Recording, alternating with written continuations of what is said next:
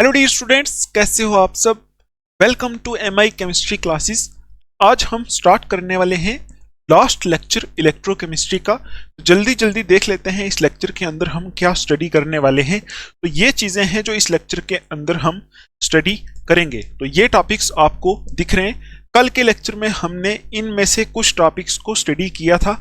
जैसे हमने देखा था कमर्शियल सेल्स या फिर बैटरीज क्या होती हैं, ठीक है। उसके बाद हमने प्राइमरी सेल, सेकेंडरी सेल और फ्यूल सेल के बारे में थोड़ी सी इन्फॉर्मेशन ली थी। फिर हमने प्राइमरी सेल वाले पार्ट को खत्म कर दिया था, ठीक है।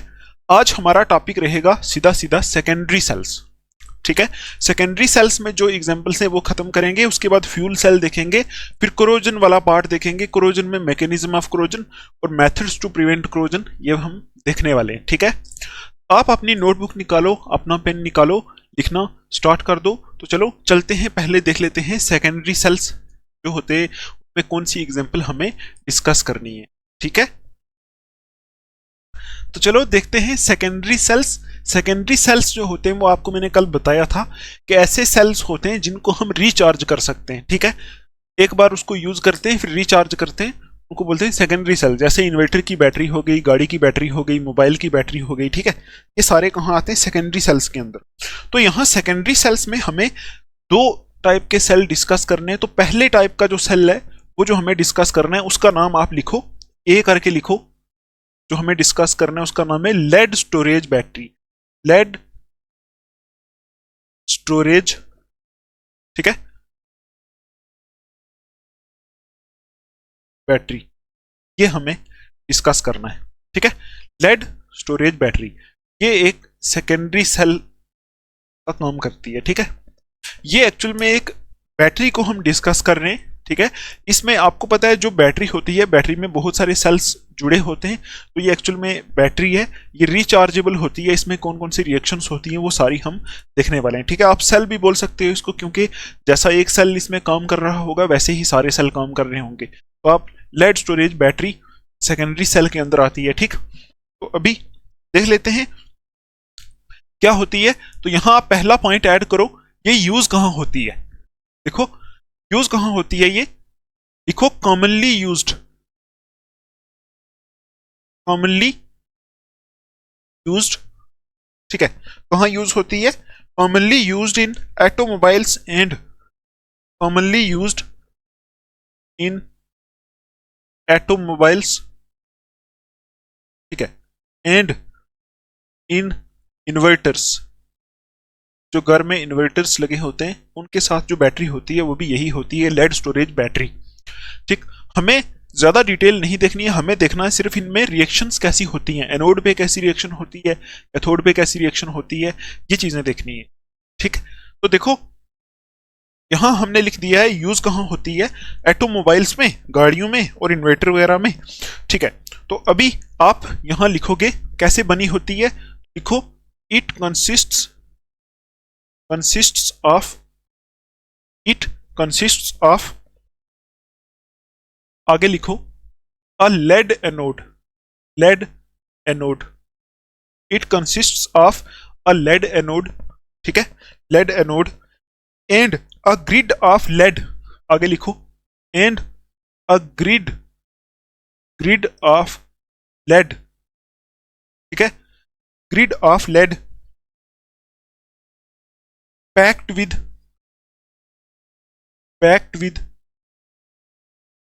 Lead oxide PbO2। ग्रिड, यहां क्या लिखा है? Grid of lead packed with lead oxide as cathode, लिख लो एज कैथोड। तो ये पॉइंट जो है आपको समझना है कि ये बैटरी जो है इसमें एनोड और कैथोड क्या होता है। तो देखो it consists of lead anode. Anode इसमें कौन सा होता है? लेड, लेड Pb जिसका सिंबल होता है वो इसमें एनोड होता है। And a grid of lead, grid का मतलब होता है कोई ऐसी स्ट्रक्चर इसमें ऐसे ऐसे ऐसे, इसको बोलते हैं ग्रिड। ऐसा करके मतलब जिसमें बहुत सारे क्रॉस लगे हों, इसको बोलते हैं ग्रिड। तो grid of lead packed with PbO2 as cathode. इसमें एनोड पे तो सीधा लेड लगा होता है, ठीक है, और लेड की एक grid packed with PbO2, lead की ऐसी ग्रिड जिसमें PbO2 भरा होता है, PbO2 लेड ऑक्साइड भरा होता है, वो इसमें कैथोड का काम करता है। ठीक, क्या बोलोगे? एनोड पे यहाँ लेड होता है और कैथोड पे ग्रिड ऑफ लेड होता है, मतलब ऐसे फॉर्म में लेड बनाया होता है और उसके बीच में PbO2 भरा होता है। ये कहाँ होता है? कैथोड के ऊपर। ठीक, नेक्स्ट पॉइंट देखते हैं, आगे लिखो। 38%, ठीक है, 38%, आगे लिखो, solution of sulphuric acid, 38% solution of sulfuric acid is used as electrolyte। यहां पे इलेक्ट्रोलाइट क्या होता है? 38% सोल्यूशन ऑफ सल्फ्यूरिक एसिड। ठीक है, 38% सोल्यूशन का मतलब क्या होता है? उसमें 38 ग्राम सल्फ्यूरिक एसिड होगा और बाकी का सारा पानी होगा। ठीक है, मतलब ओवरऑल टोटल 100 ग्राम होता है, उसमें से 38 ग्राम सल्फ्यूरिक एसिड, बाकी सारा पानी। तो आप बोलोगे इसमें क्या होता है? 38% सोल्यूशन ऑफ सल्फ्यूरिक एसिड होता है, सल्फ्यूरिक एसिड सोल्यूशन होता है यहां इलेक्ट्रोलाइट। ठीक है, अच्छा, अभी देखो आगे लिखो आप, द सेल रिएक्शंस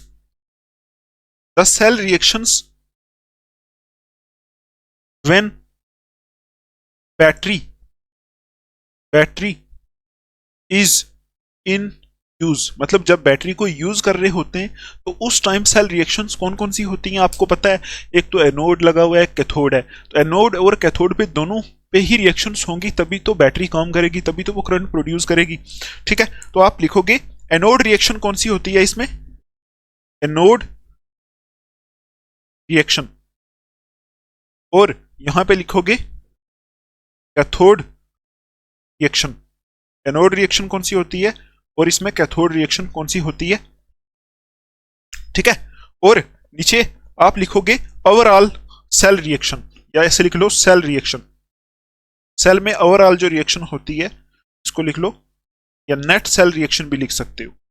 बताया था ना आपको, नेट सेल रिएक्शन का मतलब होता है ओवरऑल जो रिएक्शन होती है। तो पहले लिखो एनोड पे क्या होता है। एनोड पे आपको पता है होती है ऑक्सीडेशन, और एनोड किसका बना है? लेड का, तो Pb होगा एनोड पे, लेड।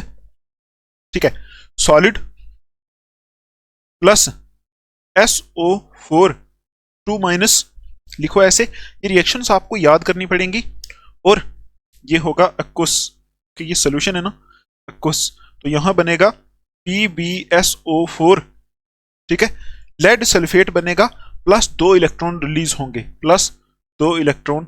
होंगे, ये आपको लिखना है। ठीक है, तो ये होगी इसमें एनोड रिएक्शन। एनोड पे इतना ऐसे करके याद रख लो, एनोड पे होता है सिर्फ लेड, तो पहले लिख लिया लेड, तो बीच में भरा हुआ है H2SO4, तो वहां से SO4 2- इसके साथ रिएक्ट करता है, तो बनता है एनोड पे PbSO4 lead sulphate, plus 2 electron यहां से निकलते हैं। ठीक है, अच्छा, अभी देखो कैथोड पे क्या होता है। कैथोड पे क्या है? Grid of lead packed with PbO2, ये वाला है। ठीक है, तो कैथोड पे देखो कैथोड पे क्या रिएक्शन होगी। कैथोड पे क्या है? एक तो ग्रिड ऑफ लेड है, मतलब ऐसा लेड है, साथ में लेड ऑक्साइड है ये, तो कैथोड पे हम ऐसा लिखेंगे कि lead oxide plus PbO2 plus क्या होता है? लेड ऑक्साइड प्लस SO4 2-, ठीक है, प्लस लिख लो H प्लस 2 इलेक्ट्रॉन्स, ये मिलके यहां रिएक्शन होती है कैथोड के ऊपर, और यहां बनता है लेड सल्फेट प्लस, यही बनता है BSO4 प्लस 2H2। ठीक, तो आपको ये रिएक्शंस याद रखनी पड़ेंगी, क्योंकि डिफरेंट किस्म के सेल्स, डिफरेंट किस्म की बैटरीज होती हैं, उनमें किसी में रिएक्शन किसी तरह होती है, किसी में किसी तरह होती है। वो आपको हायर स्टडी जब आप करोगे ना, उस टाइम आपको पता चलेगा। अभी आपको ये रिएक्शंस यहाँ याद रख लेनी है, इसको लिख के प्रैक्टिस कर लेनी है। ठीक है, कि एनोड पे क्या होता है, यहाँ लेड प्लस SO4 2- के साथ रिएक्ट करता है, यहाँ से 2 इलेक्ट्रॉन निकलते हैं, हमें पता चल रहा है 2 इलेक्ट्रॉन निकल रहे हैं, मतलब यहाँ ऑक्सीडेशन हो रही है। और कैथोड पे क्या होता है? लेड ऑक्साइड, जो यहां हमने देखा था लेड ऑक्साइड कहां होता है? कैथोड के ऊपर, तो वो SO4 2- के साथ प्लस H प्लस 2 इलेक्ट्रॉन, ये सब कुछ मिलके यहां भी लेड सल्फेट प्लस 2 H2O बनता है। ठीक है, अच्छा, अभी देखो नेट सेल रिएक्शन क्या होगी, नेट सेल रिएक्शन, तो नेट सेल रिएक्शन का मतलब है इन दोनों को प्लस करके जो रिएक्शन आएगी वो क्या होगी। तो आपको पता है यहां क्या होगा, जब इनको प्लस करेंगे तो यहां से दो इलेक्ट्रॉन, यहां से दो इलेक्ट्रॉन कैंसिल हो जाएंगे, ठीक है। बाकी क्या कैंसिल हो सकता है, बाकी तो कुछ नहीं है, ठीक है। देखो ना, जब आप लेफ्ट साइड को लेफ्ट से प्लस करोगे, राइट साइड को राइट से करोगे प्लस, तो कुछ चीजें कैंसिल हो जाएंगी, जैसे ये इलेक्ट्रॉन से, ठीक, ये दो दो इलेक्ट्रॉन दोनों तरफ कॉमन होंगे, ये कैंसिल हो जाएंगे। अभी और तो कुछ नहीं कैंसिल होने वाला, तो ओवरऑल जो रिएक्शन होगी वो कैसे होगी, ऐसे देखो, एक तो यहां ये इसमें से क्या बचेगा, लेड बचेगा, बी सॉलिड बचेगा, प्लस ये भी बचेगा, ठीक।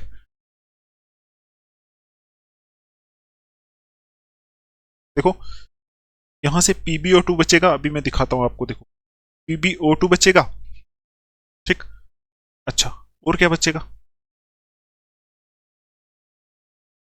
और देखो आगे लिख लो, +2H2SO, और ये बचेगा, ठीक है। और ये होगा कुछ, ये रिएक्ट कर रहे हैं तो क्या बना रहे हैं, ओवरऑल ओवरऑल बन रहा है lead sulphate 2PSO4, lead sulphate plus बन रहा है 2H2O प्लस वाटर H2O, ठीक है। लेड सल्फेट प्लस 2H2O ये बन रहा है, ठीक है। और ये एक किस्म का सॉलिड है, और ये वाटर तो आपको पता है लिक्विड है। ये होती है इसमें overall cell reaction. I think हमने यहां एक गलती कर दी है कि देखो ये कैसे हुआ होगा, मुझे लग रहा है कि यहां जो H है ना, H, ये H इसमें कुछ गड़बड़ है, यहां 2 या 3 या कुछ H प्लस यूज होंगे, मैं अभी आपको बताता हूं, रुकना आप। तो देखो यहां एक्चुअल में यहां 4H प्लस आते हैं, ठीक है, यहां 4H प्लस आते हैं, अभी ये काम हमारा हो जाएगा। देखो जब आप इस साइड को इससे प्लस करोगे तो Pb ये बचेगा प्लस PbO2 ये बचेगा। अब देखो यहां 4H है, 4H है, और SO4 टू माइनस इधर भी, SO4 टू माइनस इधर भी है, ये आपस में मिलके H2SO4 2 बना लेंगे, H2SO4 2 बना लेंगे। देखो SO4 2 है, SO4 2 है, और यहाँ 4H प्लस है तो 2 टू द 4H यहाँ है, तो H2SO4 बना लेंगे, और यहाँ से लेड सल्फेट बनेगा, प्लस यहाँ से लेड सल्फेट ही बचा, और ये एक ये वाला था, एक ये वाला था, दोनों को प्लस करके यहाँ 2 लिख दिया, प्लस 2H2O। ये हो गई overall cell reaction lead storage battery की, ठीक। अभी आप अगर इस रिएक्शन को देखो तो क्या होगा, यहाँ क्या दिख रहा है आपको, देखो इस रिएक्शन को, ये ओवरऑल रिएक्शन होती है लेड स्टोरेज बैटरी की, मतलब जो इन्वर्टर की या फिर गाड़ी की बैटरी होती है, जब वो करंट प्रोड्यूस कर रही होती है उस टाइम उसमें ये रिएक्शन होती है, ठीक। अभी आप 2-3 चीजें ऐड करो इसमें, 2-3 चीजें क्या है, 2-3 पॉइंट्स हैं, सिंपल सिंपल है। तो पहला पॉइंट आप लिखो, sulphuric acid is consumed during discharging, लिखो sulphuric acid is consumed during discharging। देखो ये बात ट्रू है कि नहीं, जैसे जैसे ये देखो ये ओवरऑल सेल रिएक्शन है, ओवरऑल सेल रिएक्शन में जैसे जैसे ये रिएक्शन होगी हमें करंट मिलता जाएगा, तो उस टाइम देखो सल्फ्यूरिक एसिड यूज हो रहा है, यहां रिएक्शन में देखो सल्फ्यूरिक एसिड है ना H2SO4, तो ये यूज हो रहा है, तभी यहां से लेड सल्फेट बन रहा है। तो जैसा जैसा हमें बैटरी करंट देती जाएगी ये सल्फ्यूरिक एसिड यूज होता जाएगा, ठीक है। 38% सोल्यूशन जो सल्फ्यूरिक एसिड का ये आस्ता आस्ता खत्म होता जाएगा, ये सारा लेड सल्फेट में कन्वर्ट होता जाएगा, ठीक। वही मैंने लिखा है sulphuric acid is consume during discharging, जब बैटरी डिस्चार्ज होना शुरू होगी, डिस्चार्ज का मतलब होता है जब हमने इसको लगाया होगा हमें करंट मिल रहा होगा, उसी को बोलते हैं डिस्चार्जिंग, ठीक। उस टाइम सल्फ्यूरिक एसिड की जो कंसंट्रेशन है कम होती जाएगी, मतलब सल्फ्यूरिक एसिड यहां से यूज होता जाएगा, ठीक है। एंड आगे लिखो, and when the concentration of H2SO4 is, ठीक है, या फिर ऐसे लिखो कंसंट्रेशन ऑफ H2SO4 फॉल्स, ठीक, टू 1.20 ग्राम पर 1.20 ग्राम पर एम एल, ठीक, पर एम एल। आगे लिखो, it requires charging, it requires charging. ये आपको पॉइंट याद रखना है। देखो ओवरऑल रिएक्शन को देख के हमें ये पता चल रहा है कि इसमें सल्फ्यूरिक एसिड जो है वो क्या हो रहा है, वो इसमें आस्ता आस्ता खत्म हो रहा है। जैसे जैसे रिएक्शन हो रही है, ये रिएक्शन यहां से इस तरफ मूव करेगी तो क्या होगा, सल्फ्यूरिक एसिड ये वाला कंज्यूम हो रहा है, मतलब आस्ता आस्ता खत्म हो रहा है, प्रोडक्ट ये बन रहे हैं। तो जैसे ही सल्फ्यूरिक एसिड, देखो ये पॉइंट पढ़ो, sulphuric acid is consume during discharging, मतलब जैसे ही बैटरी डिस्चार्ज होना स्टार्ट होगी, मतलब हमने लगाया है उसको, उस टाइम सल्फ्यूरिक एसिड उसमें खत्म होना स्टार्ट हो जाएगा। And when the concentration of H2SO4 falls to 1.20 gram पर ml, जब उसकी कंसंट्रेशन इतनी घट जाएगी, सल्फ्यूरिक एसिड यहां से यूज हो रहा है, जब इसकी कंसंट्रेशन घट के कितनी हो जाएगी, 1.20 ग्राम पर ml, तो उस टाइम हमें रिचार्ज करने की जरूरत पड़ती है इस बैटरी को। ठीक है, उस टाइम हमें इस बैटरी को रिचार्ज करने की जरूरत पड़ती है। देखो जब हम इस बैटरी को रिचार्ज करते हैं, हम क्या करते हैं, ऊपर से करंट लगाते हैं, तो ये रिएक्शन रिवर्स हो जाती है, रिवर्स। जैसे ही ऊपर से करंट लगा होता है तो यहां से क्या होना स्टार्ट हो जाता है, लेड सल्फेट से ये बनना स्टार्ट हो जाता है, यहां ये दोनों कंबाइन करके ये चीजें बनाना स्टार्ट कर देते हैं। तो जैसे ही हम रिचार्ज करते हैं, ये सल्फ्यूरिक एसिड फिर से बनना स्टार्ट हो जाता है। देखो सल्फ्यूरिक एसिड फिर से बनना स्टार्ट हो जाएगा, ये सब फिर से बनना स्टार्ट हो जाएगा, है ना, यहां से इधर हो जाएगा सिस्टम। ठीक, फिर जैसे जैसे ये सल्फ्यूरिक एसिड जितना बनना था उतना बन जाएगा, टोटल हो जाएगा, उस टाइम बैटरी फुल चार्ज हो जाएगी। ठीक, फिर हम बैटरी को यूज करेंगे, उसमें लाइट लगाएंगे, कुछ लगाएंगे, फिर रिएक्शन इस तरफ होना स्टार्ट हो जाएगी, यहां से उधर। तो यहां से उधर जाते जाते सल्फ्यूरिक एसिड आस्ता आस्ता खत्म होना स्टार्ट हो जाएगा। फिर जब खत्म हो जाएगा, कंसंट्रेशन इतनी पहुंच जाएगी, बैटरी डेड हो जाएगी, फिर से हम उसको इलेक्ट्रिसिटी पे लगाएंगे, फिर से ये रिएक्शन रिवर्स होगी। तो ये रिएक्शन जो होती है रिवर्सिबल होती है, इसको इलेक्ट्रिसिटी अप्लाई करके हम रिवर्स कर सकते हैं, तो इसीलिए बैटरी को हम चार्ज और डिस्चार्ज कर सकते हैं। ठीक है, ये आपको याद रखना है कि लेड स्टोरेज बैटरी में सल्फ्यूरिक एसिड जो होता है इंपॉर्टेंट होता है। जैसे ही बैटरी डिस्चार्ज होना शुरू होती है तो क्या होता है, सल्फ्यूरिक एसिड की कंसंट्रेशन घटनी स्टार्ट हो जाती है, सल्फ्यूरिक एसिड कम होना स्टार्ट हो जाता है, बैटरी डेड होना स्टार्ट हो जाती है। जैसे डेड हो जाती है मतलब सल्फ्यूरिक एसिड बहुत कम हो गया। अभी हम रिवर्स करेंगे तो रिवर्स करने पे फिर से सल्फ्यूरिक एसिड बनना स्टार्ट हो जाएगा। जैसे बैटरी फुल चार्ज होगी, ये सल्फ्यूरिक एसिड बहुत बना होगा, फिर से डिस्चार्ज करेंगे, फिर से ये उधर हो जाएगी रिएक्शन। तो ये रिएक्शन यहाँ होती है कहाँ, लेड स्टोरेज बैटरी के अंदर। ठीक है, अच्छा, आई होप आपको ये समझ में आया होगा। ये पॉइंट्स आप लिखो तो तैयार करो, आपको पक्का समझ में आएगा। ठीक, अभी देखो इन रिचार्जिंग में हम क्या करते हैं, in recharging current is pass from outside source, current is passed from outside source to reverse the reactions। ठीक, मतलब जहां ये जो एनोड रिएक्शन, कैथोड रिएक्शन, ये सेल रिएक्शन, इन सब रिएक्शंस को रिवर्स करने के लिए हमें क्या करना पड़ता है, बाहर से करंट इसमें डालना पड़ता है। ठीक, देखो इन रिचार्जिंग, जब हम रिचार्ज करते हैं इसको, current is passed from outside, current बाहर से देना पड़ता है आउटसाइड सोर्स से, to reverse the reaction anode reaction, cathode reaction, overall net cell reaction को रिवर्स करने के लिए हमें बाहर से करंट देना पड़ता है। रिएक्शन रिवर्स होती है तो जो चीज कंज्यूम होती है वो दोबारा बन जाती है, फिर वो चीज कंज्यूम होती है, फिर करंट देते हैं, फिर वो दोबारा बन जाती है। ऐसे करके बैटरी चार्ज और डिस्चार्ज होती रहती है। आई होप आपको ये समझ में आया होगा। ये थी हमारी लेड स्टोरेज बैटरी। तो लेड एनोड होता है, grid of lead packed with lead oxide, ये इसमें कैथोड होता है। तो सल्फ्यूरिक एसिड 38% सोल्यूशन, इसमें क्या होता है, इलेक्ट्रोलाइट होता है। तो सेल रिएक्शंस ये होती हैं, यही आपको दिमाग में रखना है, इनको लिख लिख के प्रैक्टिस करना है। ठीक है, लिख लिख के प्रैक्टिस करना है, क्योंकि अगर मैं इसकी डिटेल में जाऊंगा तो फिर 4 घंटे की एक वीडियो बन जाएगी, वो आपके सिलेबस में नहीं है, आपके सिलेबस में इतना ही है। ठीक है, तो चलो ये आप लिख लो। अभी देखते हैं next secondary cell. Next secondary cell में देखते हैं कौन सा सेल हमें डिस्कस करना है। ठीक है, साफ करते हैं फिर आगे चलते हैं। तो अभी देखते हैं नेक्स्ट सेकेंडरी सेल, जिसका नाम है, देखो उसके बारे में हमें ज्यादा डिटेल नहीं देखनी है, ठीक, थोड़ा सा ही देखना है। तो उसका नाम है निकल कैडमियम सेल। तो बी करके आप लिखो सेकेंडरी सेल में, कौन सा, NiCkel, निकल कैडमियम सेल। ये आपको लिखना है। नेक्स्ट जो है सेकेंडरी सेल, ये भी सेल होता है, एक रिचार्जेबल सेल होता है। और इससे पहले मैं आपको एक चीज बताता हूं, मैंने आपको बैटरी की डायग्राम नहीं दिखाई, तो डायग्राम ये होती है बैटरी की। देखो ये ऐसी डायग्राम कहाँ दी है, आपकी टेक्स्ट बुक के ऊपर दी है, ठीक है। तो ये आप वहां से भी देख सकते हो, ड्रा करने की जरूरत नहीं है, क्योंकि मतलब ड्रा करने की उतना नहीं होगा, आपको रिएक्शंस लिखनी है सिर्फ। तो ऐसा भी हो सकता है।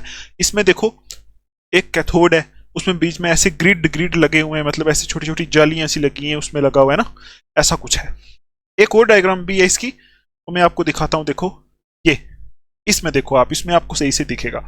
ये बैटरी है, इसमें देखो बीच में ऐसे जो मैंने आपको बना के दिखाया था ना, ग्रिड है ना, वैसे करके लगा हुआ है कुछ। देखो ऐसे ये होती है बैटरी की डायग्राम, तो ये बैटरी होती है, ठीक है, लेड स्टोरेज बैटरी। अभी देखो हमारा जो टॉपिक है वो है निकल कैडमियम सेल, ठीक। तो इसमें सीधा सीधा आपको दिख रहा है निकल और कैडमियम यूज होगा, ठीक है, निकल और कैडमियम यहां यूज होगा बनाने में। तो यहां आप लिखोगे another important secondary cell, another important secondary cell is, ठीक है, cell is nickel cadmium cell, NiCd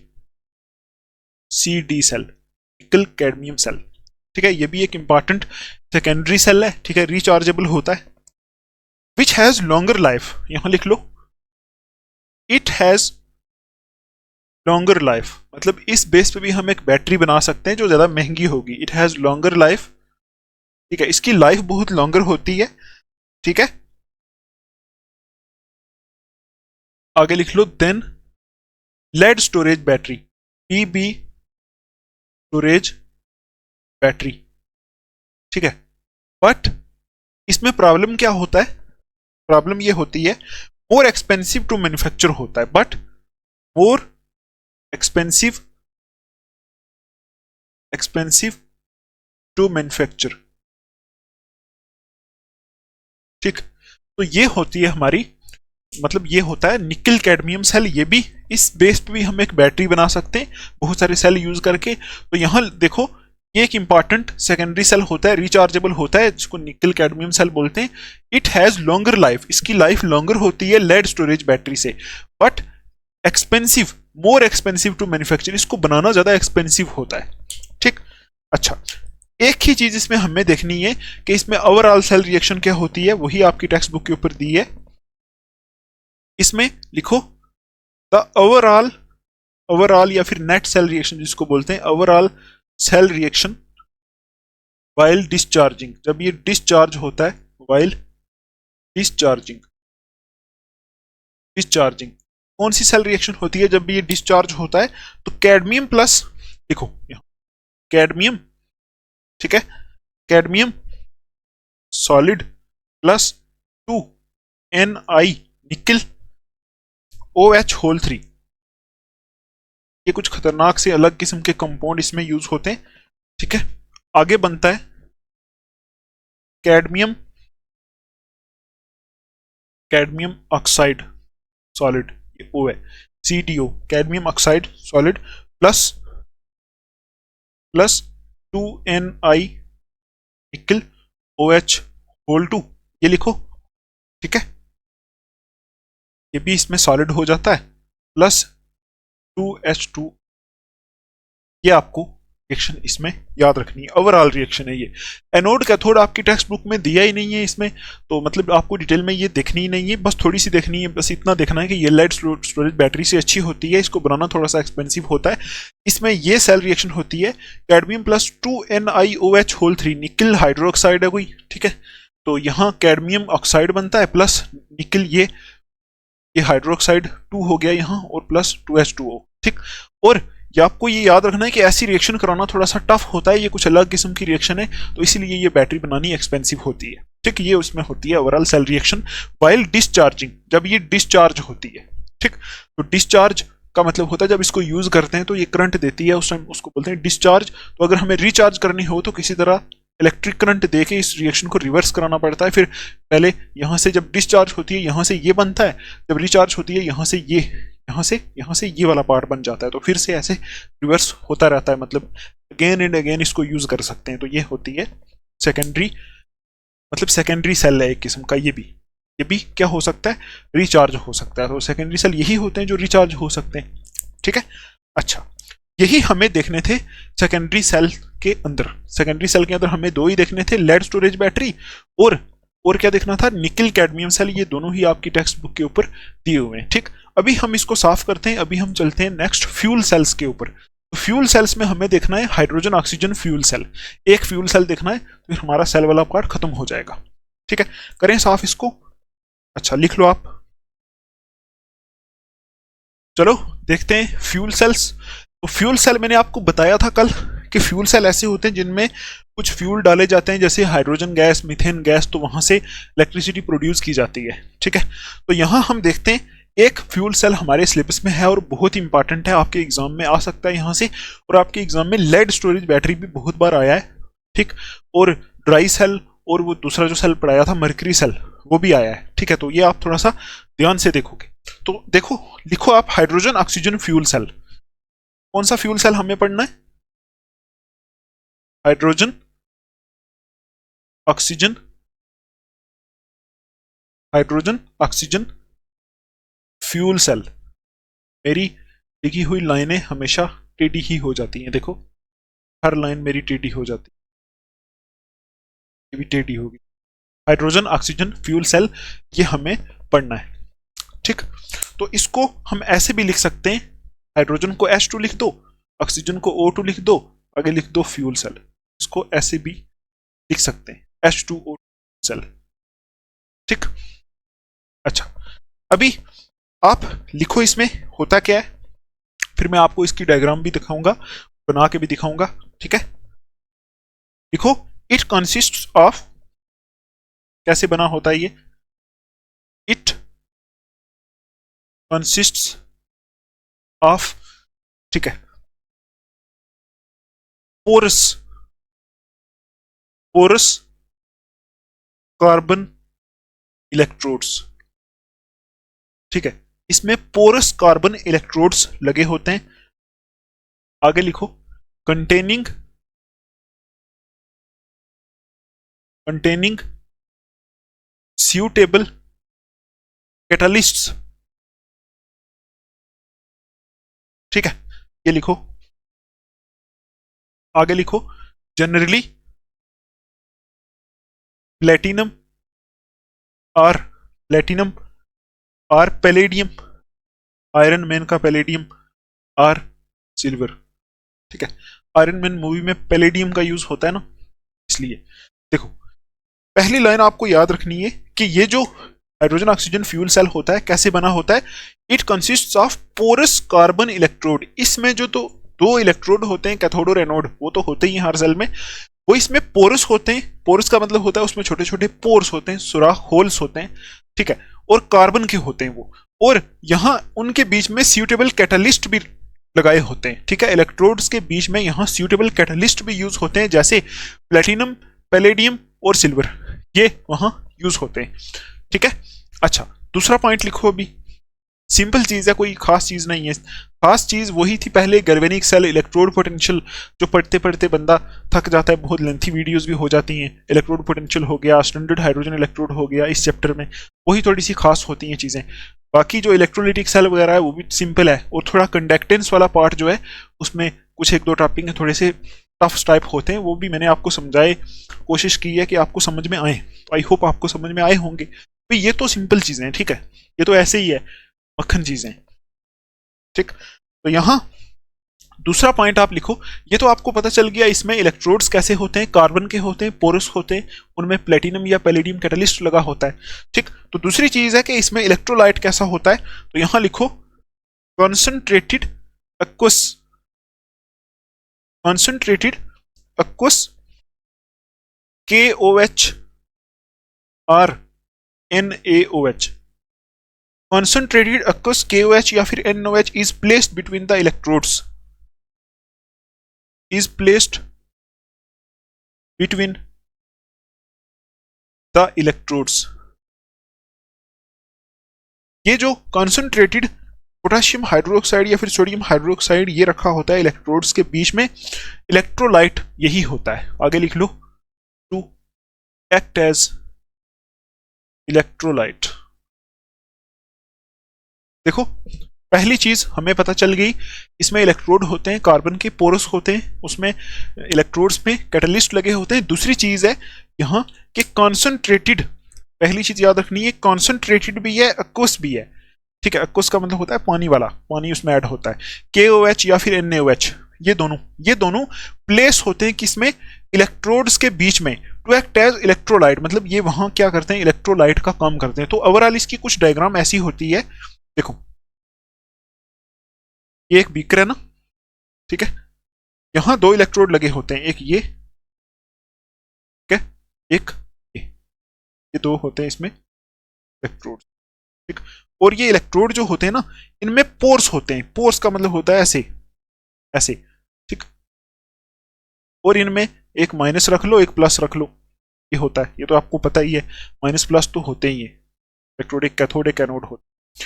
इनके बीच में यहां देखो, ये किसके बने हुए हैं, कार्बन के, और बीच में क्या लगे हैं, इसमें प्लेटिनम, पैलेडियम या फिर सिल्वर कैटालिस्ट लगे हुए हैं।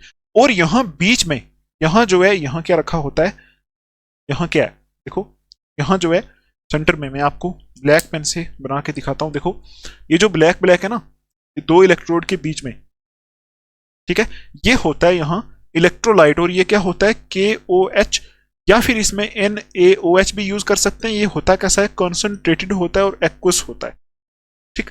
ये यहां इसमें यूज होता है। अभी तक आपको इतना पता चला। अभी देखो थर्ड पॉइंट, यहां H2 and O2 gases are bubbled. क्या किया जाता है, यहां H2 और O2 गैसेस को बबल किया जाता है through the porous electrodes, through the porous electrodes, ठीक है, पोरस इलेक्ट्रोड्स इनटू KOH और NaOH सॉल्यूशन, ठीक। ये बबल की जाती है।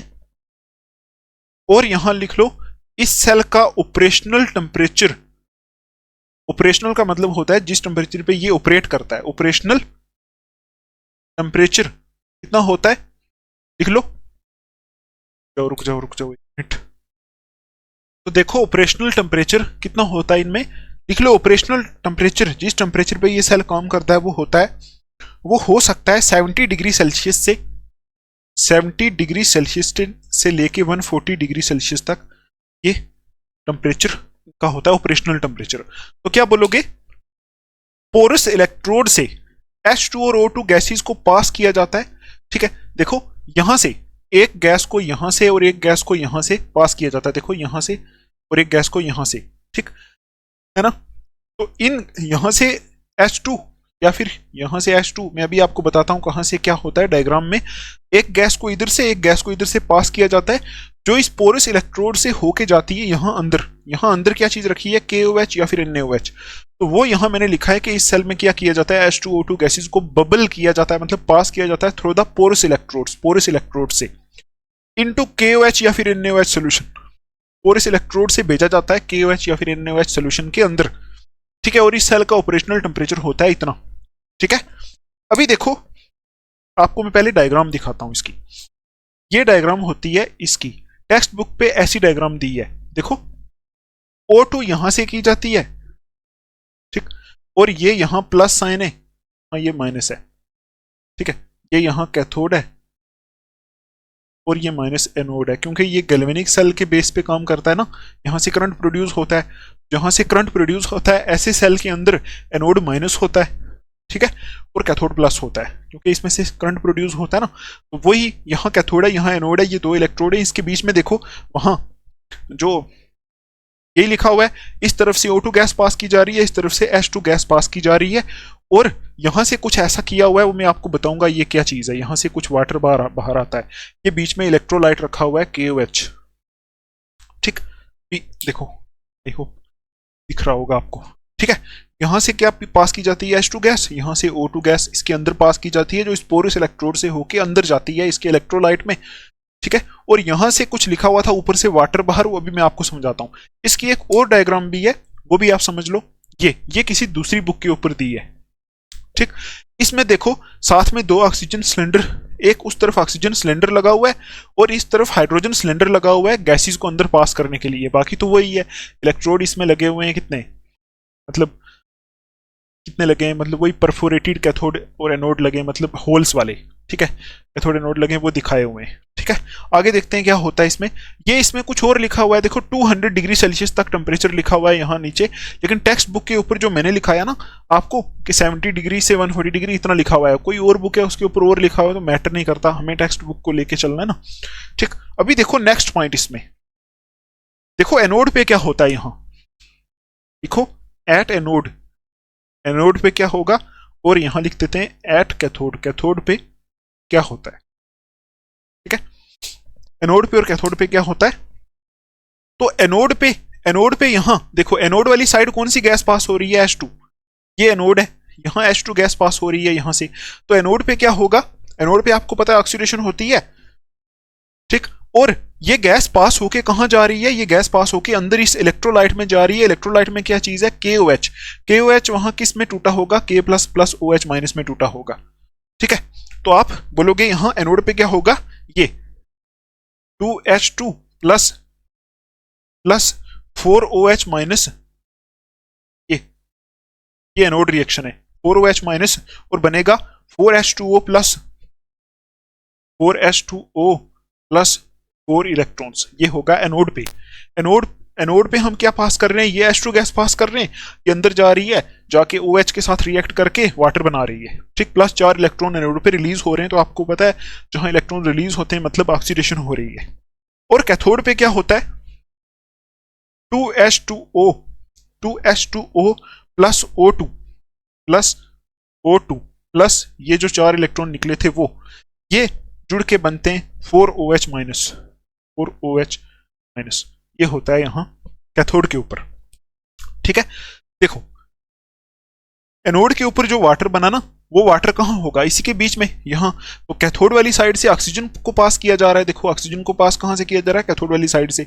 ये ऑक्सीजन जाके यहां जो वाटर बन रहा है, देखो ऑक्सीजन यहां से अंदर आएगी ना इलेक्ट्रोड से, यहां जो वाटर बन रहा है उसके साथ रिएक्ट करेगी, प्लस देखो वो ऑक्सीजन जाके वाटर के साथ रिएक्ट करके प्लस 4 इलेक्ट्रॉन जो यहां से निकले थे उसके साथ करके 4OH माइनस बनाता है। ठीक, अभी देखते हैं ओवरऑल रिएक्शन या फिर net cell reaction. Net cell reaction वो क्या होगी। ठीक है, नेट सेल रिएक्शन में आपको पता है क्या करते हैं, लेफ्ट साइड को लेफ्ट से प्लस, राइट साइड को राइट से प्लस, तो ये 4 इलेक्ट्रॉन कैंसिल हो जाएंगे। देखो जो इस साइड में और इस साइड में कॉमन है वो चीज कैंसिल हो जाएगी। देखो यहां 4OH माइनस है, यहां 4OH माइनस है, ये कैंसिल हो जाएगी।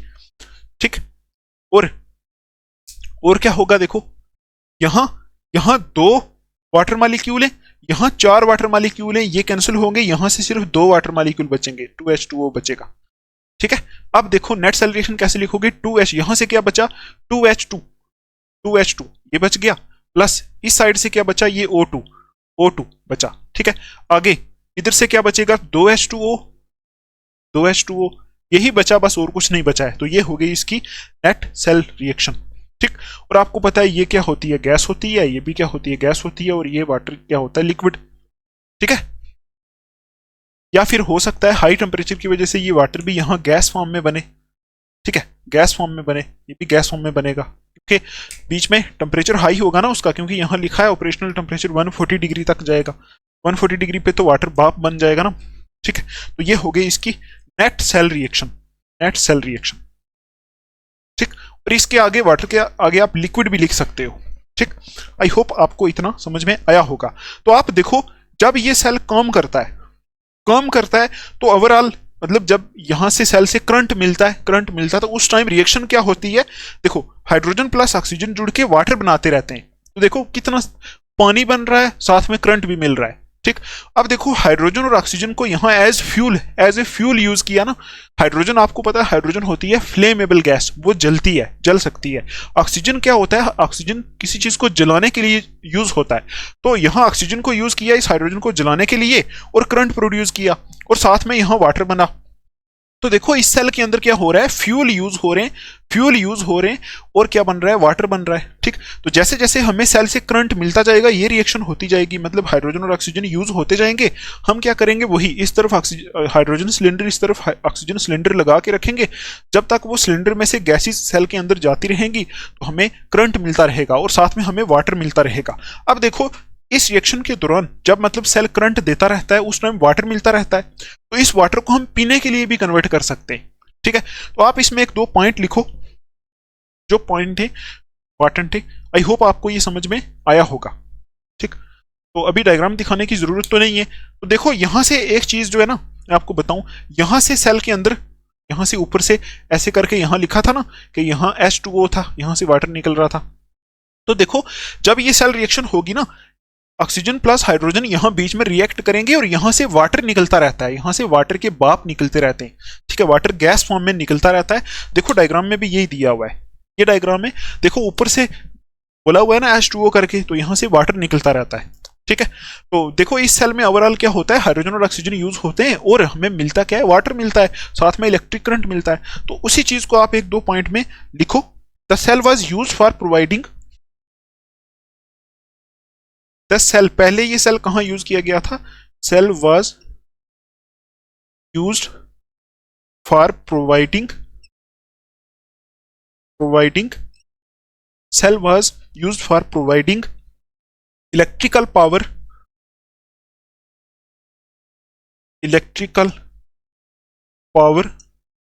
इन अपोलो स्पेस प्रोग्राम। ठीक है, पहले स्पेस पे जाने के लिए कुछ लोग गए थे, मुझे लग रहा है, मुझे ज्यादा इंफॉर्मेशन नहीं है, इतना पता है कि ये अपोलो स्पेस प्रोग्राम कोई प्रोग्राम था जिसमें लोग स्पेस पे गए थे। ठीक है, तो वहां अपोलो स्पेस प्रोग्राम में ये सेल पहले यूज किया गया था, फ्यूल सेल, क्योंकि वहां कुछ और नहीं था, वहां हाइड्रोजन और ऑक्सीजन सिलेंडर यूज किए इस सेल के अंदर, तो यहां से करंट प्रोड्यूस हुआ। तो वही लिखा है, cell was used for providing electrical power in Apollo space programme. पहले जब ये सेल बने थे उस टाइम अपोलो स्पेस प्रोग्राम में इलेक्ट्रिक पावर लेने के लिए ये सेल वहां यूज किया गया था। ठीक है, अब देखो the water vapours produced during the reaction, the water vapors produced during the reaction, the water vapors produced during the reaction, ठीक है, were condensed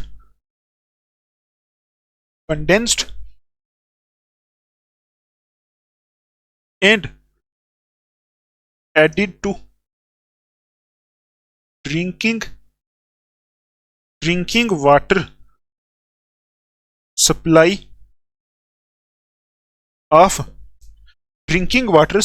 of या फिर ऐसे लिख लो, supply for the astronauts. I hope ये एस्ट्रोनॉट का spelling ठीक होगा, यही होता है ASTRONAUTS ये होता है। देखो ये सेल आपको इतना समझ में आ गया, इस सेल में हाइड्रोजन और ऑक्सीजन यूज होती है, वाटर बनता है और साथ में करंट प्रोड्यूस होता है। तो यहां लिखा है कि पहले ये अपोलो स्पेस प्रोग्राम में यूज किया गया था, ठीक है, करंट लेने के लिए। तो द वाटर वेपर, यहां से जो वाटर वेपर प्रोड्यूस हुए थे जब ये रिएक्शन हो रही थी, तो यहां से जो वाटर निकला था, वाटर वेपर निकले थे, उस वाटर वेपर को कंडेंस कर दिया गया था उस time. The water vapours produced during the reaction were condensed, water vapour को कंडेंस कर दिया गया था। देखो जब स्पेस पे जाते हैं तो वहां वाटर की तो कमी होती है ना, वाटर वही होगा वहां जो हम जमीन से लेके जाएंगे ऊपर, तो वहां पानी हमारे पास कहाँ आएगा, एक्स्ट्रा पानी। तो इसलिए ये सेल जब वहां यूज किया गया था, यहाँ इस सेल की रिएक्शन होने से बनता है वाटर। तो यहाँ लिखा है water vapour produced during the reaction, मतलब इस रिएक्शन के दौरान जो वाटर वेपर प्रोड्यूस हुए थे वर कंडेंस्ड, उनको कंडेंस कर लिया गया था। कंडेंस का मतलब होता है गैस फॉर्म से लिक्विड फॉर्म में उनको कन्वर्ट कर दिया गया था। And added to drinking water supply for the astronauts, इस वाटर को कंडेंस करके ड्रिंकिंग वाटर सप्लाई में ऐड कर दिया गया था, मतलब इस पानी को जहां ड्रिंकिंग वाटर था उसकी सप्लाई में ऐड कर दिया गया था एस्ट्रोनॉट्स के लिए। तो इस सेल के देखो एस्ट्रोनॉट पता है ना आपको, जो स्पेस में जाने वाले साइंटिस्ट होते हैं ना उनको बोलते हैं, ठीक। तो देखो इस सेल का फायदा क्या हुआ, इस सेल में से बन रहा था वाटर, वाटर बन रहा है, साथ में इलेक्ट्रिक करंट प्रोड्यूस हो रहा है, दोनों काम हो रहे हैं। तो स्पेस में वाटर नहीं है, तो यहाँ स्पेस में अगर ये सेल यूज करेंगे तो करंट भी मिलेगा, पावर भी मिलेगी, इलेक्ट्रिक पावर, साथ में पानी भी मिलेगा, और इस पानी को कंडेंस करके हम एस्ट्रोनॉट को पीने के लिए भी दे सकते हैं। ये इस सेल का फायदा था। ठीक, अच्छा उसके बाद देखो एक और पॉइंट आप लिख लो, इसी के नीचे लिखना है, मैं यहां लिख रहा हूं इस साइड, तो ये आपको लिखना है, the cell runs continuously, the cell runs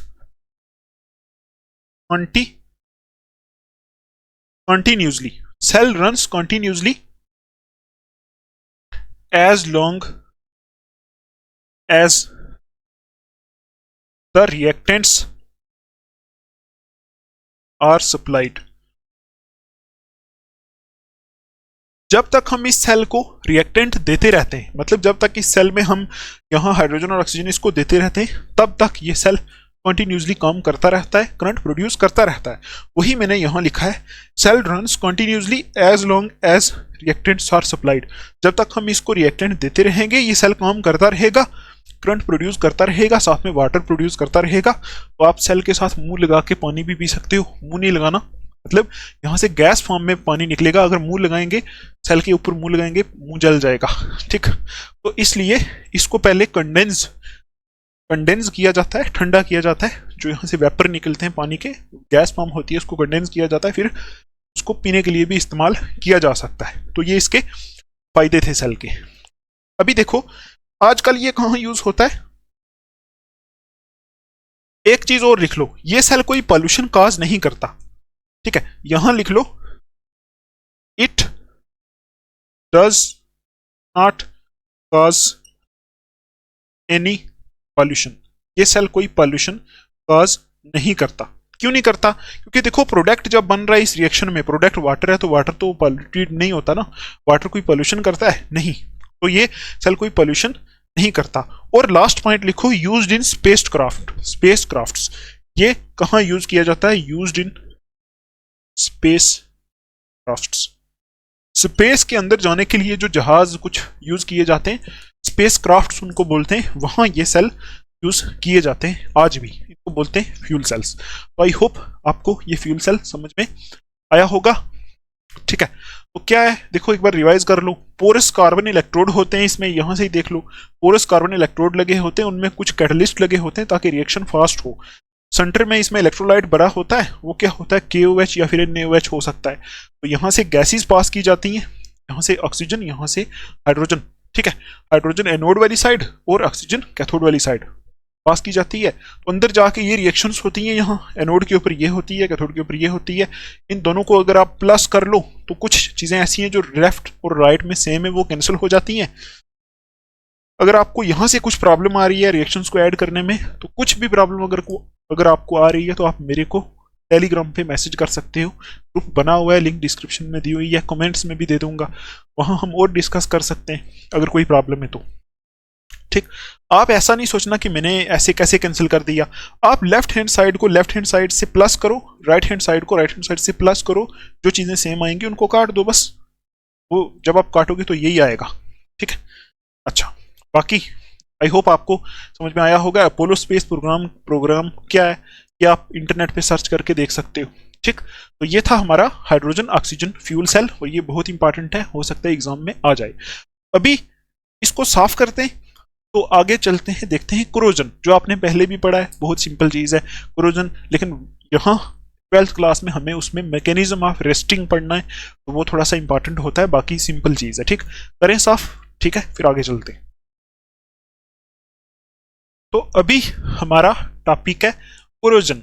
ठीक है, मैंने लिख दिया है कोरोजन ऑफ मेटल्स, मेटल्स कैसे कोरोड हो जाते हैं। ठीक, तो आप पहले लिखो डेफिनेशन कोरोजन की। आपको तो पहले ही पता है, आप पहले इंटेलिजेंट हो, 10th में पढ़ा था कोरोजन। तो लिखो डेफिनेशन, लिख लो, यहां भी पढ़ा है तो ठीक है, लेकिन डेफिनेशन लिखनी पड़ेगी। ठीक है, तो लिखो प्रोसेस ऑफ, लिख दो process of slowly eating up of metals, ठीक है, process of slowly eating up of metals due to the attack of atmospheric gases, due to the attack of atmospheric gases, ATMOS, atmospheric gases, ठीक है। आगे लिखो, on the surface of metals, ठीक। अच्छा, resulting into their oxides, sulfides, ठीक है, और carbonates, ठीक है, is called corrosion, ठीक। देखो, क्रोजन का मतलब क्या होता है? क्रोड होना। क्रोड का मतलब होता है जंग लग जाना, ठीक है, किसी चीज को जंग लग जाना। जैसे मैं आपको फोटो दिखाता हूं, देखो आयरन में ऐसे जंग लगा आपको दिखता है। जैसे ये आयरन है, देखो ये बेचारी कोई चेन थी लोहे की, इसको देखो जंग लग गया, इसको बोलते हैं क्रोड हो गया, क्रोजन हो गया, ठीक है। ऐसे होता है क्रोजन, ये होता है क्रोजन का मतलब। तो देखो डेफिनेशन है ना, जो डेफिनेशन में मैंने लिखा है process of slowly eating up of metals, मतलब एक ऐसी प्रोसेस होती है जिसमें मेटल खाए जाते हैं। खाए जाने का मतलब होता है क्रोजन, आस्ता आस्ता खाए जाते हैं, मतलब खत्म होते जाते हैं, ठीक है। Due to attack of atmospheric gases, क्यों खाए जाते हैं? क्योंकि इन मेटल्स के ऊपर एटमोस्फेरिक गैसेस अटैक करती हैं, वही लिखा है on the surface of metal. आप यहां तक एक बार फिर पढ़ो, देखो process of slowly eating up of metals due to the attack of atmospheric gases on the surface of metals, मतलब जो प्रोसेस होती है आस्ता आस्ता मेटल को खत्म करने वाली, मेटल को खाए जाने वाली, due to the attack of atmospheric gases, क्योंकि वहां मेटल की सरफेस के ऊपर एटमोस्फेरिक गैसेस अटैक करती हैं। और होता क्या है? Resulting into their oxides, sulphides या फिर कार्बोनेट्स, और मेटल को क्या बना लेती हैं? मेटल की ऑक्साइड में कन्वर्ट कर, मेटल अपने ऑक्साइड में कन्वर्ट हो जाता है, कार्बोनेट में कन्वर्ट हो जाता है, या फिर सल्फाइड में कन्वर्ट हो जाता है। इस प्रोसेस को बोलते हैं क्रोजन। देखो अगर आपको ऐसे नहीं समझ आया ना, ऐसे पक्का समझ में आएगा। देखो ये सपोज कोई मेटल का पीस है, ठीक है, तो होता क्या है, जब आपको पता है ना एटमोस्फेयर में गैसेस होती हैं, है ना, कार्बन डाइऑक्साइड होती है, ऑक्सीजन होती है, हाइड्रोजन होती है, नाइट्रोजन होती है, वो गैसेस इस सरफेस के ऊपर क्या करती हैं? अटैक करती हैं, ठीक, ठीक है। तो आपको पता है अगर कोई मेटल एम में, तो जब सपोज इसके साथ ऑक्सीजन अटैक करेगी इसके ऊपर, तो ये ऑक्साइड बन जाएगा, है ना। जब नाइट्रोजन अटैक करेगी, ठीक है, तो ये नाइट्राइड बन जाएगा, ठीक। सपोज कर रहा हूं, जब कोई यहां हवा में से वाटर अटैक करेगा, तो वाटर के साथ कुछ और बन जाएगा, ठीक। इसी तरह कार्बन डाइऑक्साइड अटैक करेगी, तो कार्बन मतलब कुछ क्या बनेगा? कार्बोनेट बन जाएगा, ठीक। ये सिर्फ एग्जांपल्स हैं। तो ऐसी प्रोसेस जिसमें अगर मेटल के ऊपर, मेटल की सरफेस के ऊपर एटमॉस्फेरिक गैसेस अटैक करें और मेटल का ऑक्साइड बना लें, या फिर मेटल का नाइट्राइड बना लें, मेटल का कोई कार्बोनेट बना लें, मेटल सल्फाइड बना लें, इस प्रोसेस को बोलते हैं क्रोजन। इस प्रोसेस में होता क्या है? इस प्रोसेस में मेटल खत्म हो जाता है, मेटल तो खत्म हो गया। देखो अगर मेटल का ऑक्साइड बन गया, या फिर मेटल का, देखो नाइट्राइड वगैरह ये कम ही दिखने को मिलते हैं, नाइट्राइड वगैरह नहीं बनते, ऐसे ही समझाने के लिए बोल रहा हूँ। सल्फाइड बन सकता है, कार्बोनेट बन सकता है, ऑक्साइड बन सकता है, ठीक। ये तीन कॉमन होते हैं। देखो जैसे ही ये प्रोसेस होती है तो मेटल खत्म हो जाता है, मेटल आस्ता आस्ता खत्म होना स्टार्ट हो जाता है। क्यों? कि मेटल कन्वर्ट हो जाता है उसकी ऑक्साइड में। अब हमारे पास हमें जो दिखता है वो मेटल का ऑक्साइड दिखता है, मेटल नहीं दिखता। हमें चाहिए क्या? हमें चाहिए मेटल। मेटल तो खत्म हो जाता है। जैसे सपोज आयरन है, आयरन खत्म हो जाएगा, आयरन का ऑक्साइड बन जाएगा। हम आयरन ऑक्साइड को क्या करेंगे? हमें तो आयरन चाहिए ना, तो आयरन खत्म हो जाता है। तो इस प्रोसेस में क्या होता है? मेटल आस्ता आस्ता खत्म होना स्टार्ट हो जाता है एटमॉस्फेरिक गैसेस का अटैक होने की वजह से, और मेटल अपने ऑक्साइड में या कार्बोनेट में या मेटल सल्फाइड में कन्वर्ट हो जाता है। तो देखो एक बार डेफिनेशन फिर, कि process of slowly eating up of metals, मतलब ऐसी प्रोसेस होती है जिसमें क्रोजन ऐसी प्रोसेस होती है जिसमें मेटल आस्ता आस्ता खाया जाना स्टार्ट हो जाता है। क्यों? क्योंकि उसकी सरफेस के ऊपर देखो लिखा है ना, due to the attack of atmospheric gases on the surface of metals, metal की सरफेस के ऊपर एटमॉस्फेरिक गैसेस अटैक कर लेती हैं, ठीक है, resulting into their oxides, sulphides और कार्बोनेट्स इज कॉल्ड कोरोजन। तो जैसे ही एटमॉस्फेरिक गैसेस मेटल की सरफेस के ऊपर अटैक करती हैं तो मेटल ऑक्साइड, मेटल कार्बोनेट या फिर मेटल सल्फाइड बना लेती हैं, तो उस प्रोसेस को बोलते हैं कोरोजन, ठीक है। मैंने आपको एग्जांपल भी बताई कि लोहे के ऊपर जैसे जंग लग जाता है, ऐसे पाउडर पाउडर बन जाता है, ठीक, तो उसी को बोलते हैं कोरोजन। तो वो ज्यादातर कब बनता है, जब वो लोहा बहुत टाइम के लिए बाहर पड़ा रहता है कहीं एटमॉस्फेयर में, उसके ऊपर पानी पड़ता रहता है, बारिश होती रहती है ना, ऐसे आस्ता आस्ता लोहा खत्म होना स्टार्ट हो जाता है, कुरोड हो जाता है। आई होप आपको डेफिनेशन तो समझ में आई होगी। अभी देखो एग्जाम्पल्स ऑफ कोरोजन, यहां लिखो एग्जाम्पल्स, एग्जाम्पल्स ऑफ कोरोजन, ठीक। क्या एग्जाम्पल्स होती है कोरोजन की?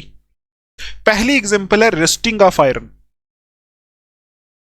रस्टिंग ऑफ आयरन, आयरन के ऊपर जो जंग लग जाता है ना, वो पहली एग्जांपल होती है कोरोजन की। दूसरी एग्जांपल लिखो tarnishing of silver, tarnishing of silver, ठीक। और तीसरी एग्जांपल आप लिख डालो, वो है हमारी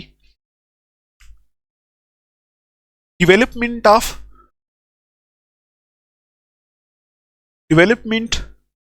of green coating, coating on copper, copper बोलते हैं जिसको अपनी जबान में हम तांबा, तांबा बोलते हैं ना, तांबा बोलते हैं, मतलब कि तांबा बोलते हैं ना, उसको बोलते हैं कॉपर, ठीक।